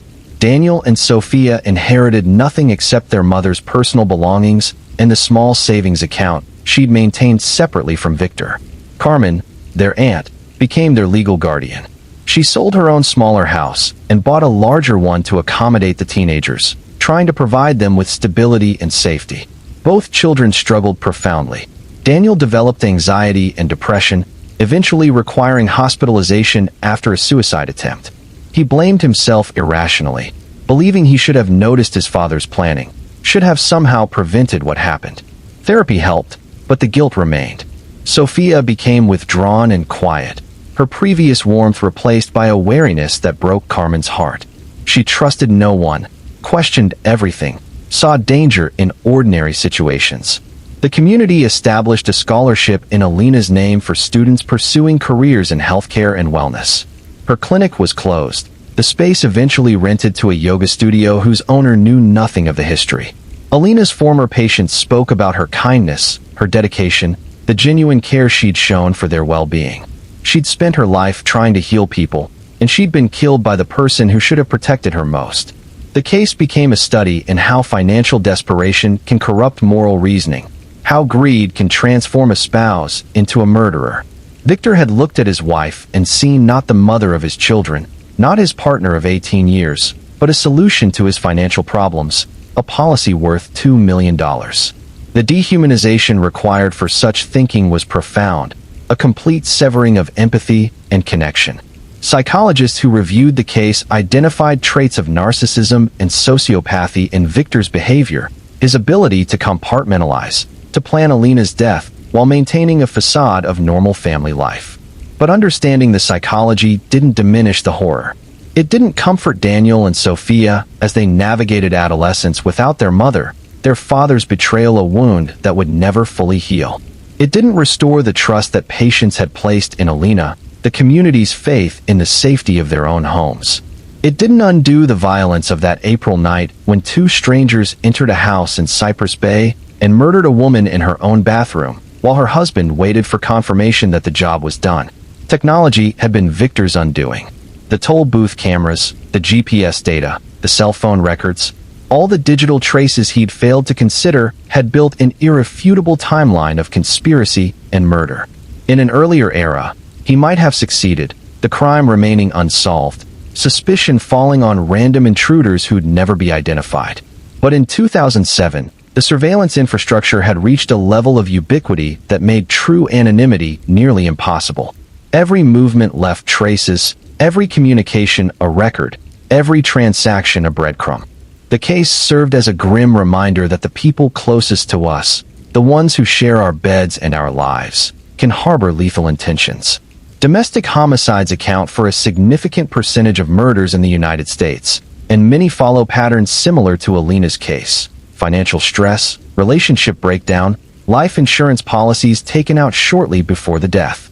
Law enforcement agencies now train detectives to look for these patterns, to investigate spouses thoroughly even when they appear grief-stricken and cooperative, to follow the money when a violent death occurs. 10 years after Alina's murder, Daniel gave an interview to a documentary filmmaker exploring his mother's case. He was 27 by then, working as a therapist himself, specializing in trauma and grief counseling.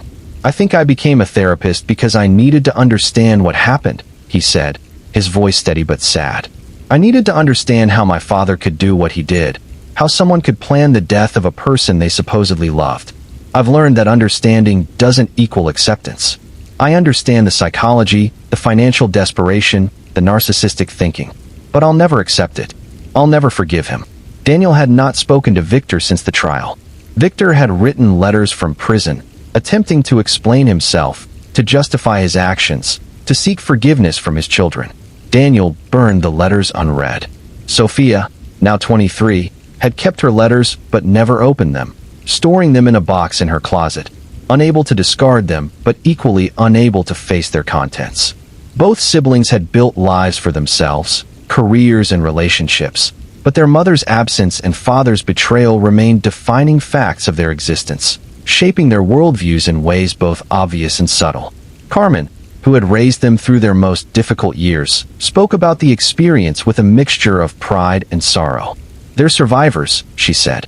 "They've taken the worst thing imaginable and somehow found ways to keep living, to find purpose and meaning. But they're also permanently marked by what happened. You can see it in how careful they are with trust, how they always have backup plans, how they struggle with the idea that people are fundamentally good. Alina would have hated that her death took their innocence, but I think she'd be proud of who they've become despite it."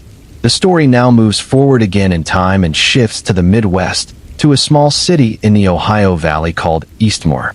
The year is 2016, and this case involves a different kind of victim, someone whose vulnerability was exploited by people he thought accepted him. The victim's name was Evan Cole, and his story reveals the dark side of online connections, the dangers that can hide behind friendly messages and promises of belonging, and the devastating consequences when young people searching for identity fall into the hands of predators. Evan Cole was 20 years old in the spring of 2016, a quiet young man who'd struggled to find his place in the world. He'd grown up in a conservative household in rural Pennsylvania, the youngest of 4 children, and from an early age, he'd felt different in ways he couldn't articulate. He was sensitive, artistic, more interested in poetry and music than sports or traditionally masculine pursuits. His father, a construction foreman with rigid ideas about gender and masculinity, had little patience for Evan's interests and frequently criticized him for being soft or weird. High school had been difficult. Evan was bullied for his appearance, his mannerisms, his lack of interest in the social hierarchies that governed adolescent life. He had few friends and spent most of his time alone, reading fantasy novels and writing in journals that he hid under his mattress. When he was 17, Evan began questioning his sexuality and gender identity, exploring these questions through online forums and communities where he could be anonymous and honest in ways he couldn't be at home or school. His family's reaction to his eventual coming out as queer and non-binary was painful and rejecting. His father called him confused and sick. His mother cried and begged him to pray about it. His siblings ranged from uncomfortable to openly hostile. Evan felt utterly alone, convinced that something was fundamentally wrong with him. that he would never find people who understood or accepted him. He withdrew further into online spaces, connecting with others who shared similar experiences of rejection and alienation. It was in one of these online communities that Evan met Mara Fields. Mara was 32, living in Eastmoor with her boyfriend, a man named Derek Vaughn who was 35. Mara presented herself as someone who understood the pain of not fitting in, who'd built a chosen family of misfits and outcasts, who offered unconditional acceptance and support. She messaged Evan frequently, asking about his day, his feelings, his dreams for the future. She told him about the house she shared with Derek, about how they often hosted young people who needed a safe place to land, who were exploring their identities away from judgmental families. To Evan, starving for acceptance and connection, Mara's attention felt like salvation. She seemed to truly see him, to value him, to offer the belonging he'd been desperately seeking. When Mara suggested that Evan consider moving to Eastmoor, staying with her and Derek for a while until he figured out his next steps, Evan was thrilled and terrified in equal measure. His rational mind whispered warnings about moving across state lines to live with people he'd never met in person, but his emotional need overwhelmed those concerns.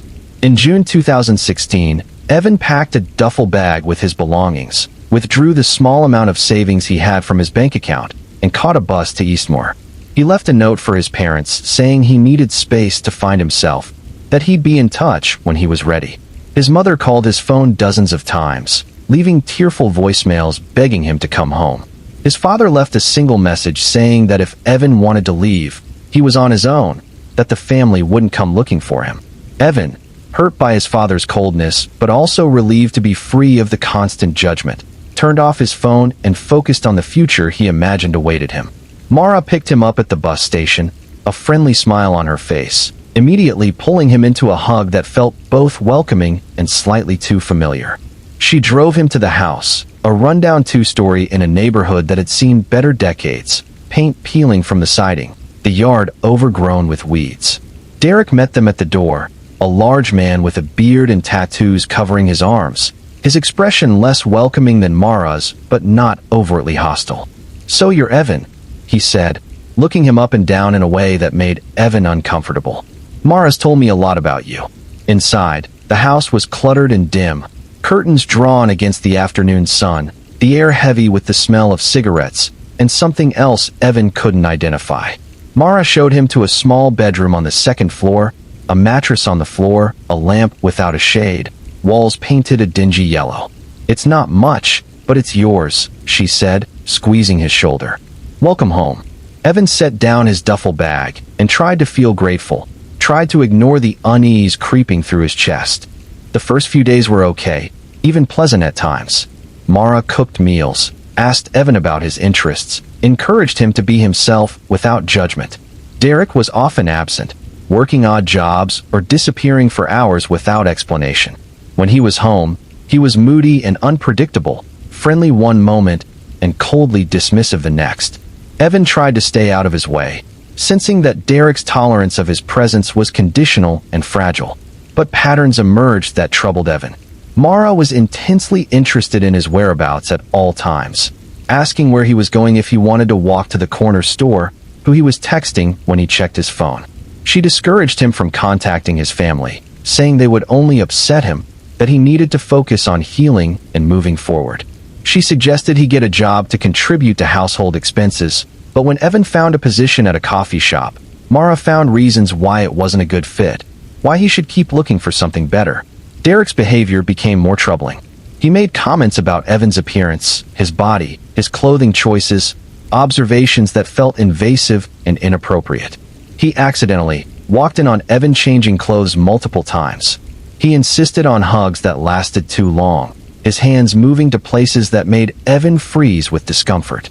Evan tried to set boundaries, saying he preferred personal space, but Derek would laugh and accuse him of being uptight, saying that this was a household where people were affectionate and open, that Evan needed to relax. Evan wanted to leave, but he had nowhere to go. His savings were nearly depleted, spent on bus tickets and the rent Mara had started demanding. His family had made it clear they wouldn't welcome him back. He felt trapped, the promised sanctuary revealed as something much darker, but but escape seemed impossible. He started spending more time in his room, avoiding common areas, trying to become invisible. Mara noticed his withdrawal and confronted him about it, her tone shifting from nurturing to accusatory. "After everything we've done for you, you're going to be ungrateful? You're going to sulk and act like you're too good for us?" The situation escalated in late July. Evan had managed to save a small amount of money from doing yard work for neighbors and was planning to leave, to catch a bus somewhere, anywhere else. He'd contacted a youth shelter in a nearby city, explaining his situation, and they'd agreed to hold a bed for him. He planned to leave the next morning, early, before Mara and Derek woke up. But that night, Derek discovered Evan's plan. He'd gone through Evan's phone while Evan was showering, reading messages, seeing the shelter contact information. Derek was waiting in Evan's room when Evan returned, his face flushed with anger. "You're planning to leave?" he said, his voice dangerously quiet. "After everything? You're just going to sneak out like a coward?" Evan, wearing only a towel, backed toward the door, fear flooding his system. "I just think it's better if I go. This isn't working out. I'm grateful for the help, but I need to move on." Derek stood, blocking the doorway, his size suddenly menacing. "You're not going anywhere. You owe us. You think housing and food are free? You think you can just use people and leave?" Mara appeared behind Derek, her expression cold in a way Evan had never seen before. "Derek's right. You've taken advantage of our generosity. You need to make this right before you go anywhere." Evan's mind raced, trying to understand what they wanted, what making it right meant.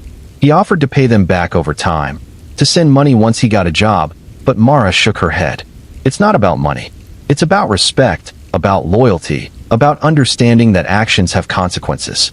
What happened next was never fully clear, the details lost to trauma, and the fact that Evan would never be able to tell his own story. The confrontation escalated, voices rising, and at some point Derek grabbed Evan, his hands around Evan's throat, squeezing. Whether it was meant as intimidation or if Derek intended to kill him from the start remained a point of legal debate. But the pressure increased, Evan unable to breathe, his hands clawing at Derek's arms, his vision darkening. Mara watched, doing nothing to stop it, her face expressionless. Evan died there in that shabby bedroom, strangled by someone he'd trusted to provide safety, while another person who'd promised acceptance stood by and watched. His body went limp, his eyes going vacant, his 20 years of life extinguished by violence born of rage and a desire for control. Derek released him, and Evan's body crumpled to the floor. The two killers stood over him in the sudden silence, the magnitude of what they'd done settling over them like toxic fog. They panicked. Derek paced the room, running his hands through his hair, muttering about what they'd do, how they'd handle this. Mara, always the planner, suggested they had to get rid of the body, that no one knew Evan was there, that he'd told his family he was leaving and they wouldn't be looking for him. It was a calculation born of desperation and sociopathy, a decision to compound murder with desecration. Over the next several hours, in that upstairs bedroom, they dismembered Evan's body. The details are too graphic to recount fully, but they used tools from Derek's work, a saw and knives, and they worked methodically to reduce Evan to pieces that could be separately disposed of. They put the remains in trash bags, cleaning the room as best they could, trying to eliminate evidence of what had occurred. Then they waited for darkness, loading the bags into Derek's truck, and drove to various locations across the city, disposing of pieces in dumpsters, a river, a construction site, scattered so widely that finding them all would be nearly impossible. They returned home near dawn, exhausted and bloodstained despite their attempts to stay clean. They showered separately, burned their clothes in the backyard in a metal drum, and tried to scrub the bedroom of any traces of blood. Then they tried to resume normal life, going to work, eating meals, interacting with neighbors as if nothing had happened, as if they hadn't just committed murder and spent hours dismembering a young person who'd come to them seeking acceptance. But the digital trail they'd created was extensive and damning. Evan's communications with Mara were all documented in email accounts and messaging apps that preserved every conversation. His bus ticket to Eastmoor was a matter of record. His last known location, before his phone went silent, pinged off cell towers in Eastmoor's vicinity.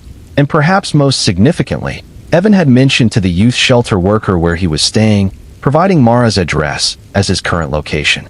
When Evan stopped responding to messages from the shelter, the worker became concerned and reached out to Eastmoor police for a welfare check. An officer visited the house in early August, knocking on the door, asking Mara and Derek if they knew Evan Cole. Mara smiled and said yes. Evan had stayed with them briefly but had left about a week ago, said he was heading to California to stay with friends. The officer made notes, thanked them, and left. It seemed routine, another young person moving around, not unusual or alarming. But the shelter worker wasn't satisfied and contacted Evan's family, asking if they'd heard from him. His mother, frantic with worry that she'd tried to suppress, immediately reported him as a missing person. Pennsylvania police coordinated with Eastmoor authorities, and a more thorough investigation began. Detectives interviewed Mara and Derek again, this time at the police station, asking detailed questions about Evan's time in their home, about when exactly he'd left, about where he'd said he was going. The stories didn't hold up under scrutiny. Mara said Evan had left on a Tuesday, Derek said Wednesday. Mara said he'd taken a bus, Derek said a friend had picked him up. The inconsistencies were red flags, and detectives pressed harder. They obtained warrants to search the house and Derek's truck, and forensic teams descended on the property. What they found was damning despite the cleanup efforts. Luminol revealed blood spatter in the upstairs bedroom, patterns consistent with violence. They found trace amounts of blood in the truck bed, in the cracks of the truck's floor. They found bleach-soaked towels in the garage, hair and tissue samples that would later be matched to Evan through DNA analysis. Confronted with this evidence, Mara broke. She blamed everything on Derek, claiming she'd been terrified of him, that he'd killed Evan in a rage and forced her to help dispose of the body. She agreed to cooperate, to show investigators where they disposed of remains, in exchange for a reduced sentence. Over several days, she led police to 7 different locations across Eastmoor, and at each one, they found what she described. The recovery was grim work, technicians collecting remains from dumpsters and waterways, piecing together enough to confirm through DNA that they belonged to Evan Cole. Derek, facing overwhelming evidence and his partner's betrayal, admitted to killing Evan but claimed it was an accident, that he'd only meant to scare him, that things had gotten out of hand. He maintained that Mara had been an equal participant in everything that followed, that she'd suggested dismemberment and disposal, that she'd worked alongside him without hesitation. The conflicting narratives would be sorted out in court, but both were clearly guilty of murder and abuse of a corpse at minimum. The investigation uncovered disturbing patterns in Mara and Derek's history. They'd hosted other young people over the years, vulnerable individuals seeking community and acceptance. Most had left after short stays, uncomfortable with the atmosphere, but unharmed. But investigators found evidence suggesting Evan might not have been their first victim. There were reports from former residents of controlling behavior, of inappropriate advances, of situations that had nearly turned violent. One young woman described being locked in her room for 2 days after trying to leave, eventually escaping through a window. She'd never reported it, too afraid and ashamed, but now she came forward, adding to the picture of predators who'd specifically targeted vulnerable youth. Evan's parents learned of their son's death through a phone call from detectives, the worst conversation any parent can receive. His mother collapsed, his father, his earlier harshness toward Evan now a source of crushing guilt, locked himself in his garage for hours, emerging with red eyes and shaking hands. They'd lost their son twice. First when he'd left seeking acceptance they couldn't provide, then permanently to violence he'd encountered while searching for it. The trial drew significant media attention, particularly from LGBTQ advocacy groups who pointed to Evan's case as an example of how vulnerable queer youth could be exploited by predators posing as allies. Evan had been searching for acceptance, for community, for people who would see him as he was and value him. Instead, he'd found people who recognized his vulnerability and used it against him, who offered sanctuary as a trap, who killed him when he tried to escape. The prosecution presented the case as premeditated murder, arguing that Derek had killed Evan deliberately to maintain control, that Mara had been a willing participant who'd enabled the violence and then helped cover it up. They presented the digital communications showing how Mara had groomed Evan online, isolating him from his support systems, making him dependent on her and Derek. They showed the progression of controlling behaviors, the financial exploitation, the sexual harassment. They brought in expert witnesses who testified about predatory patterns, about how abusers identify and target vulnerable individuals. The defense attorneys, working separately for each defendant since their interests had diverged, tried different strategies. Derek's lawyer argued for manslaughter rather than murder, claiming the death had occurred during a heated argument without premeditation, that Derek's actions afterward were panic responses rather than calculated cover-up. Mara's attorney portrayed her as a victim herself, controlled and manipulated by Derek, too frightened to stop him or to report what had happened, her cooperation with disposal done under duress. The jury didn't buy either narrative. The evidence of planning, of targeting Evan specifically, of the coordinated disposal across multiple locations, all pointed to calculated action rather than panicked reaction. After 2 weeks of testimony and 5 hours of deliberation, both defendants were found guilty of first-degree murder, abuse of a corpse, and additional charges related to their treatment of Evan before his death. Derek was sentenced to life in prison without possibility of parole. The judge, a man named Raymond Torres who'd seen countless terrible cases in his 30 years on the bench, spoke directly to Derek at sentencing. You identified a vulnerable young person who was searching for acceptance and safety. You lured him into your home under false pretenses. You exploited him financially and emotionally. And when he tried to exercise his autonomy and leave, you killed him and desecrated his body. You are a predator of the worst kind, and society requires permanent separation from people like you. Mara received a sentence of 40 years to life, the reduced sentence reflecting her cooperation with investigators and the recovery of Evan's remains. But the judge made clear that her role had been essential to the crime. You were the welcoming face, the one who made Evan feel safe enough to come to Eastmoor. You groomed him online, isolated him from his support systems, and facilitated his exploitation. When Derek killed him, you didn't try to stop it, didn't call for help, didn't report it afterward. Instead, you helped hide the crime. Your cooperation with investigators doesn't erase your culpability for everything that preceded it. 3 days after sentencing, Derek was found dead in his cell. He'd fashioned a noose from a bedsheet and hanged himself, unable or unwilling to face decades of imprisonment. Some saw it as cowardice, others as a form of justice, taking the punishment into his own hands. Evan's mother said simply, "I'm glad he's dead. I hope he suffered. I hope he felt even a fraction of the fear Evan must have felt." Evan's parents established a foundation in his memory, focused on supporting LGBTQ youth who were estranged from their families or experiencing homelessness. They worked to create safe housing options, properly vetted and supervised, where young people could land without falling prey to predators. It was their attempt to make meaning from tragedy, to ensure that other families wouldn't experience what they had. Evan's father spoke publicly about his regrets, about how his inability to accept his son had pushed Evan away, had made him vulnerable to exploitation. "I was so worried about what other people would think, about my own discomfort with things I didn't understand, that I failed to protect my child," he said at a fundraising event, his voice breaking. "I can't undo that, but I can try to help other kids like Evan find safety and acceptance, so they don't have to risk everything just to be themselves." The case highlighted systemic failures in protecting vulnerable populations. Evan's move across state lines to stay with adults he'd met online should have triggered more scrutiny, more safeguards, but there were no mechanisms in place to monitor such situations. His family's rejection had created a vacuum that predators had filled. The online spaces where Mara had initially contacted him had no meaningful protections against adults grooming young people for exploitation. Each gap in the system had contributed to creating the conditions for tragedy. Digital forensics had solved the case, just as technology had been crucial in solving the previous cases. The emails, the messaging apps, the cell phone location data, the search histories on Mara and Derek's computers showing research into body disposal. All of it combined to create an irrefutable record of what had happened. In the same way that technology had enabled Mara to access and groom Evan, it had also documented the crime and led to accountability. For LGBTQ advocates, Evan's case became a rallying point for discussions about protecting vulnerable youth, about the dangers of family rejection, about the predators who specifically target queer and trans young people.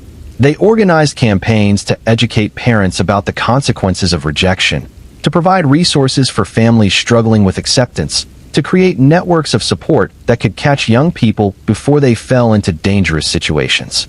Evan's story was told and retold, a cautionary tale and a call to action, a reminder that acceptance and belonging are fundamental human needs, and that the absence of legitimate sources for those needs can drive people toward dangerous substitutes.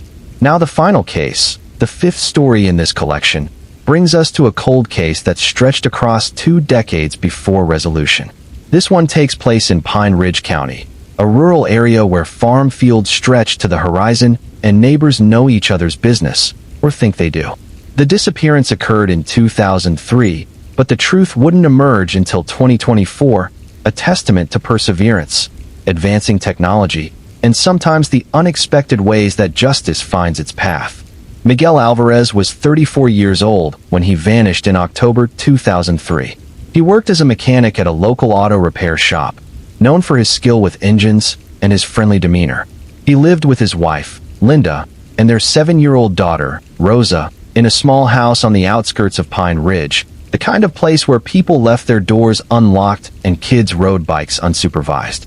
Miguel was well-liked, the kind of person who'd help neighbors with car troubles without expecting payment, who coached youth soccer on weekends, who seemed content with his quiet life. But beneath the surface, Miguel and Linda's marriage was deteriorating. They'd married young, barely out of their teens, and the years had revealed fundamental incompatibilities. Miguel wanted more children, Linda didn't. Miguel was satisfied with their modest lifestyle. Linda resented the limitations of small-town life and their tight finances. Arguments became frequent, mostly behind closed doors, but occasionally spilling into public spaces. Raised voices in the grocery store parking lot or tense silences at church gatherings that made people uncomfortable. In early October 2003, Linda told family and friends that Miguel had left her, that he'd decided the marriage was over and was moving to another state to start fresh. She seemed upset, but not devastated, more resigned than heartbroken. She told Rosa that her father had gone away for work and might not be coming back for a long time. Rosa cried and asked when she could talk to him, but Linda said he wasn't ready for contact, that he needed space. It seemed sad but not entirely surprising to those who knew the couple, another marriage failing, another family fractured. Miguel's family, however, was immediately suspicious. Miguel was close with his parents and siblings, talking to them multiple times a week. It was completely out of character for him to leave without explanation, without even a phone call to say goodbye. His mother, Carmen, called Linda repeatedly asking for details about where Miguel had gone, how to reach him, when he might visit. Linda's answers were vague and inconsistent, saying Miguel was somewhere in California or maybe Nevada, that he'd call when he was ready, that Carmen needed to respect his decision to start over. Carmen reported Miguel as a missing person to the Pine Ridge County Sheriff's Department. A deputy took the report but seemed skeptical that there was anything to investigate. Linda had a reasonable explanation for Miguel's absence. There was no evidence of foul play, and adults had the right to leave if they chose. The deputy made some perfunctory inquiries, confirmed that Miguel hadn't shown up for work at the auto shop, noted that there'd been no activity on his bank account or credit cards, but concluded that Miguel had probably left as Linda claimed, perhaps using cash and staying under the radar to avoid being found. Months passed with no word from Miguel. Carmen refused to accept that her son had simply vanished without contacting anyone in his family. She knew Miguel, knew his character, knew that even if he'd left his marriage, he would have told her, would have maintained contact with his daughter, would have given some explanation for his departure. She hired a private investigator with money she couldn't really afford to spend, a retired detective named Harold Moss who agreed to look into Miguel's disappearance. Harold conducted interviews with Miguel's friends, co-workers, and family members. Everyone described Miguel as responsible and family-oriented, not the type to abandon his daughter without explanation. Harold interviewed Linda multiple times, finding her responses evasive and defensive. When pressed about specific details, where exactly Miguel had gone, whether she'd received any communication from him, how he'd transported himself since his car remained at the house, Linda became angry and accused Harold of harassment. She said Miguel had left with a friend, that she didn't know which friend, that she wasn't going to answer any more questions without a lawyer present. Harold's investigation hit dead ends. There was no paper trail of Miguel leaving Pine Ridge County, no bus tickets purchased, no car rentals, no credit card activity. His personal belongings remained at the house, his clothes still in the closet, his tools still in the garage. Harold found this suspicious, but couldn't prove anything criminal had occurred. He provided his findings to Carmen, expressing his belief that something was wrong, but without a body or concrete evidence of a crime, there was nothing law enforcement could do. The case went cold. Carmen continued to hope her son would return, would call, would somehow emerge from wherever he'd gone. But as years passed, hope transformed into a different kind of certainty. The certainty that Miguel was dead, that something terrible had happened, that Linda knew more than she was saying. Carmen couldn't prove it, couldn't make anyone listen, but she knew in her bones that her son hadn't left voluntarily. Linda moved on with her life. She remarried in 2006 to a man named Robert Chun who worked in pharmaceutical sales. They moved to another state, taking Rosa with them, further distancing themselves from Miguel's family and the questions that wouldn't stop. Carmen tried to maintain contact with her granddaughter, but Linda made it increasingly difficult, screening calls, denying visitation requests, eventually cutting off contact entirely. Rosa grew up knowing her father had left when she was 7, never understanding the full complexity of what had actually happened. The breakthrough came from an unlikely source 21 years later. In 2024, a group of high school students in Pine Ridge County were working on a documentary project about local cold cases as part of their journalism class. They'd chosen Miguel Alvarez's disappearance as their subject, interviewing Carmen and other family members, reviewing old police reports, trying to piece together what had happened. The students, equipped with modern research tools and fresh perspectives, began combing through local news archives and public records. One student, a young woman named Sarah Chun, ironically sharing a surname with Linda's second husband though unrelated, discovered something that previous investigators had missed. In November 2003, just weeks after Miguel's disappearance, there had been a fire on a property owned by Linda's brother, Thomas Garrett. The fire had destroyed an old storage container on the rural property, the kind of container used for storing farm equipment. The fire department had responded, determined the fire was likely caused by discarded cigarettes or debris combustion, and filed a routine report. It hadn't seemed connected to anything, just one of those minor incidents that occur regularly in rural areas. But Sarah wondered why Linda's brother's property would have a fire just weeks after Miguel disappeared. She drove out to the location, now abandoned and overgrown, and found the remains of the burnt storage container still sitting where it had been 2 decades earlier, rusted and partially collapsed. She took photos and brought them to her teacher, who agreed they should contact the sheriff's department with their findings.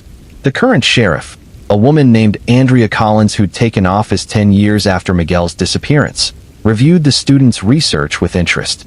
She'd inherited the cold case files and had always felt that Miguel Alvarez's disappearance warranted more investigation than it had received. She organized a search of Thomas Garrett's property, bringing in cadaver dogs and ground-penetrating radar to search the area around where the storage container had been. The dogs alerted on a specific location near the container's original placement.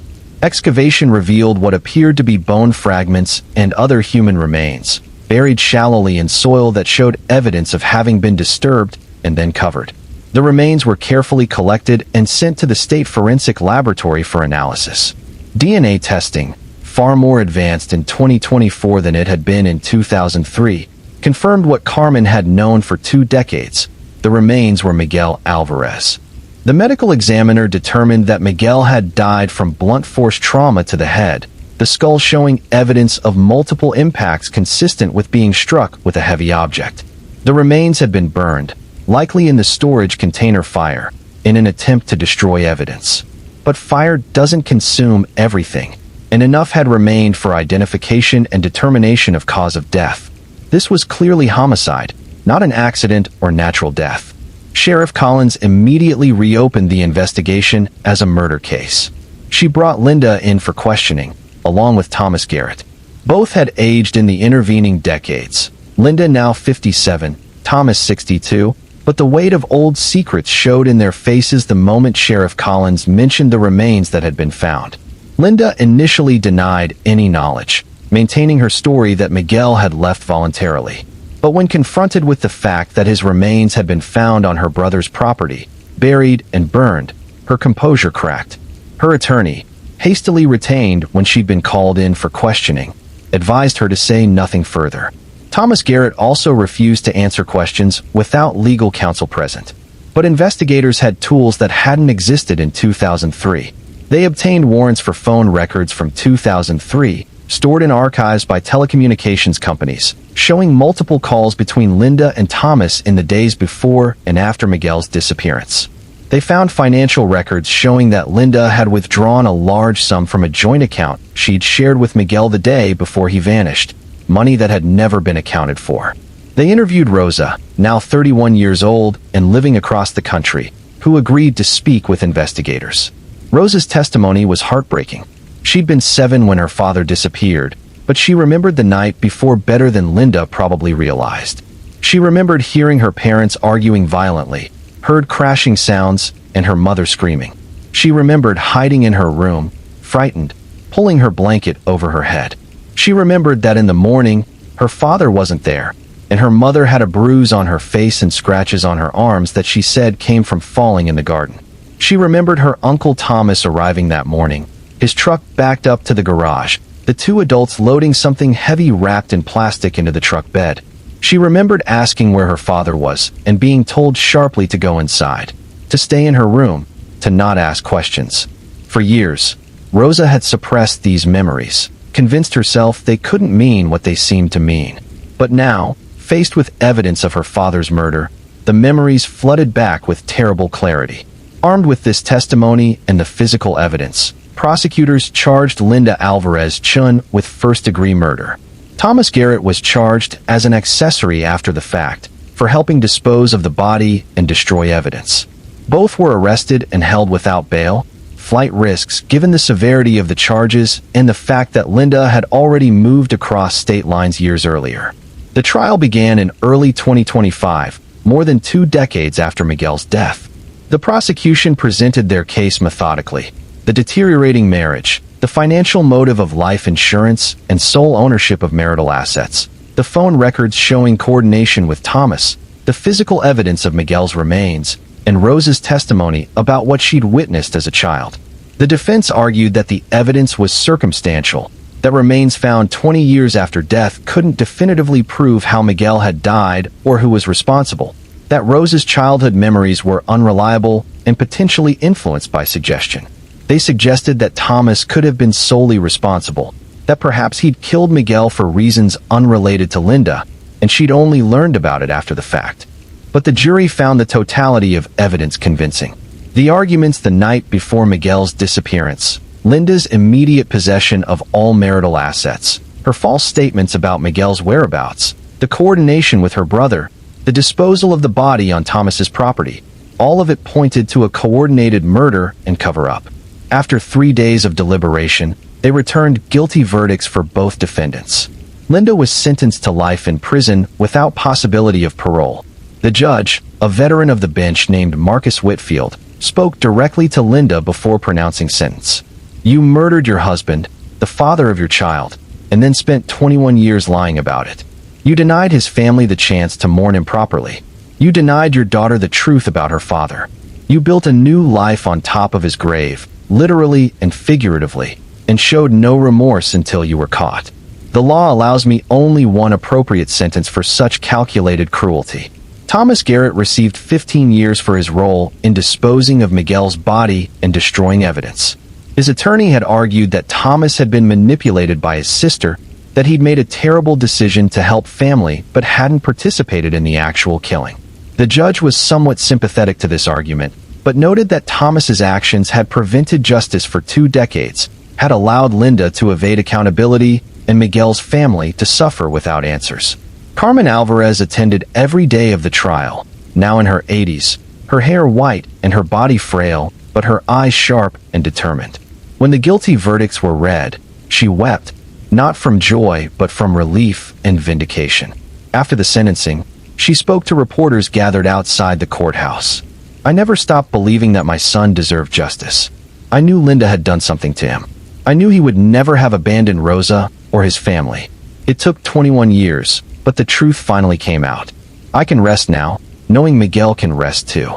Rosa provided a victim impact statement that she read through tears, her voice shaking but resolute.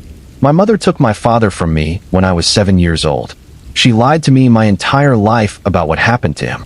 She let me grow up thinking he'd abandoned us, that he hadn't loved me enough to stay. I spent years in therapy trying to understand why I wasn't good enough for my own father to want me. Now I know the truth. He never left. He never stopped loving me. He was murdered by the person who should have protected our family, and she let me carry that pain for decades while she built a new life. I don't know if I'll ever forgive her. I don't know if I'm supposed to. The case drew attention from true crime media, another story of domestic violence and murder, of family betrayal and long-delayed justice. The high school students whose documentary project had led to the breakthrough were interviewed extensively, their journalism teacher receiving awards for innovative curriculum that had real-world impact. Sarah Chun, the student who'd connected the fire to Miguel's disappearance, went on to study forensic science in college, inspired by the case to pursue a career in criminal investigation. The property where Miguel's remains had been found was sold by the county after Thomas Garrett's conviction resulted in asset forfeiture. The new owners, aware of the history, cleared the land completely and planted a memorial garden, a peaceful space with benches and native plants, dedicated to Miguel's memory and to all victims of domestic violence who die in silence. Carmen lived to see justice for her son, but passed away 2 years after the trial, at peace finally after decades of not knowing. Her funeral was attended by Miguel's siblings, his friends, his former co-workers, and Rosa, who'd reconnected with her father's side of the family and found comfort in their shared memories of a man she'd barely known, but who had loved her deeply. Carmen was buried next to Miguel, their plots marked with stones that read, "Mother and Son, reunited in truth." The story of Miguel Alvarez serves as a reminder that some cases are never truly cold, that advances in technology and renewed attention can breathe life into investigations that seemed hopeless. It demonstrates the importance of families who refuse to stop asking questions, who trust their instincts when official conclusions don't align with what they know about their loved ones. And it reveals how patience, perseverance, and sometimes luck or unexpected connections can bring resolution even after decades of uncertainty. These 5 cases, spanning nearly 2 decades and scattered across the country, share common threads despite their differences. They reveal how violence often comes from within our circles of trust, from spouses, family members, acquaintances who exploit the vulnerability that proximity creates. They demonstrate how financial desperation, rage, entitlement, and predatory instincts can transform ordinary people into killers, how the line between control and murder can be crossed in moments or carefully planned over weeks. They also show how technology has revolutionized criminal investigation, how digital footprints and surveillance infrastructure create records that perpetrators rarely consider, how DNA analysis and forensic advances can solve cases that would have remained mysteries in earlier eras. GPS data, cell phone records, security cameras, email archives, all of these tools have made it increasingly difficult to commit murder and escape accountability, though people continue to try, often with a naivety about their own traceability that proves their undoing.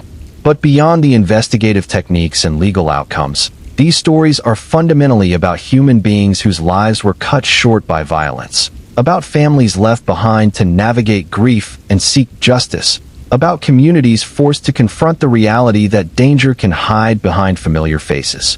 Daniel Crossley's victims at that Christmas Eve gathering, Layla Monroe searching for her mother after a sleepover, Alina Reyes trusting her husband while he planned her death, Evan Cole seeking acceptance from predators, Miguel Alvarez arguing with his wife the night before he'd be killed.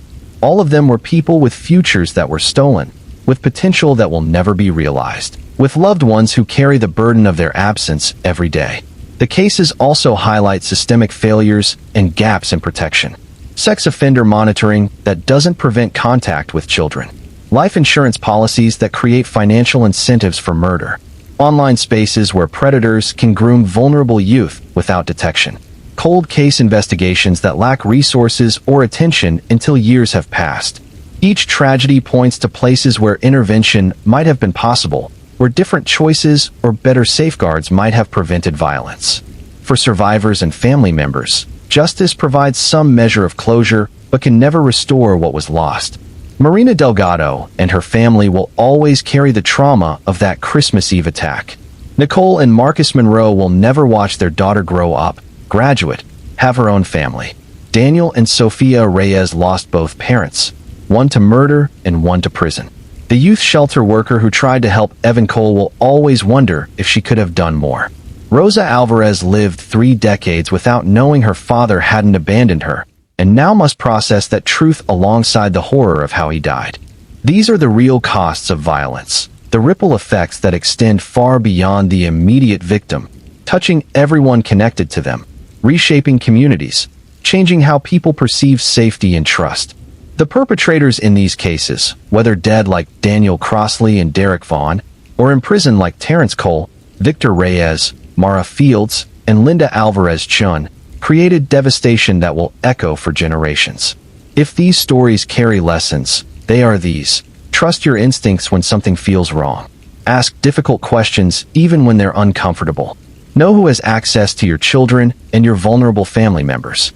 Recognize that financial desperation and relationship breakdown are high-risk situations for violence. Understand that the people closest to us can harbor intentions we never suspected.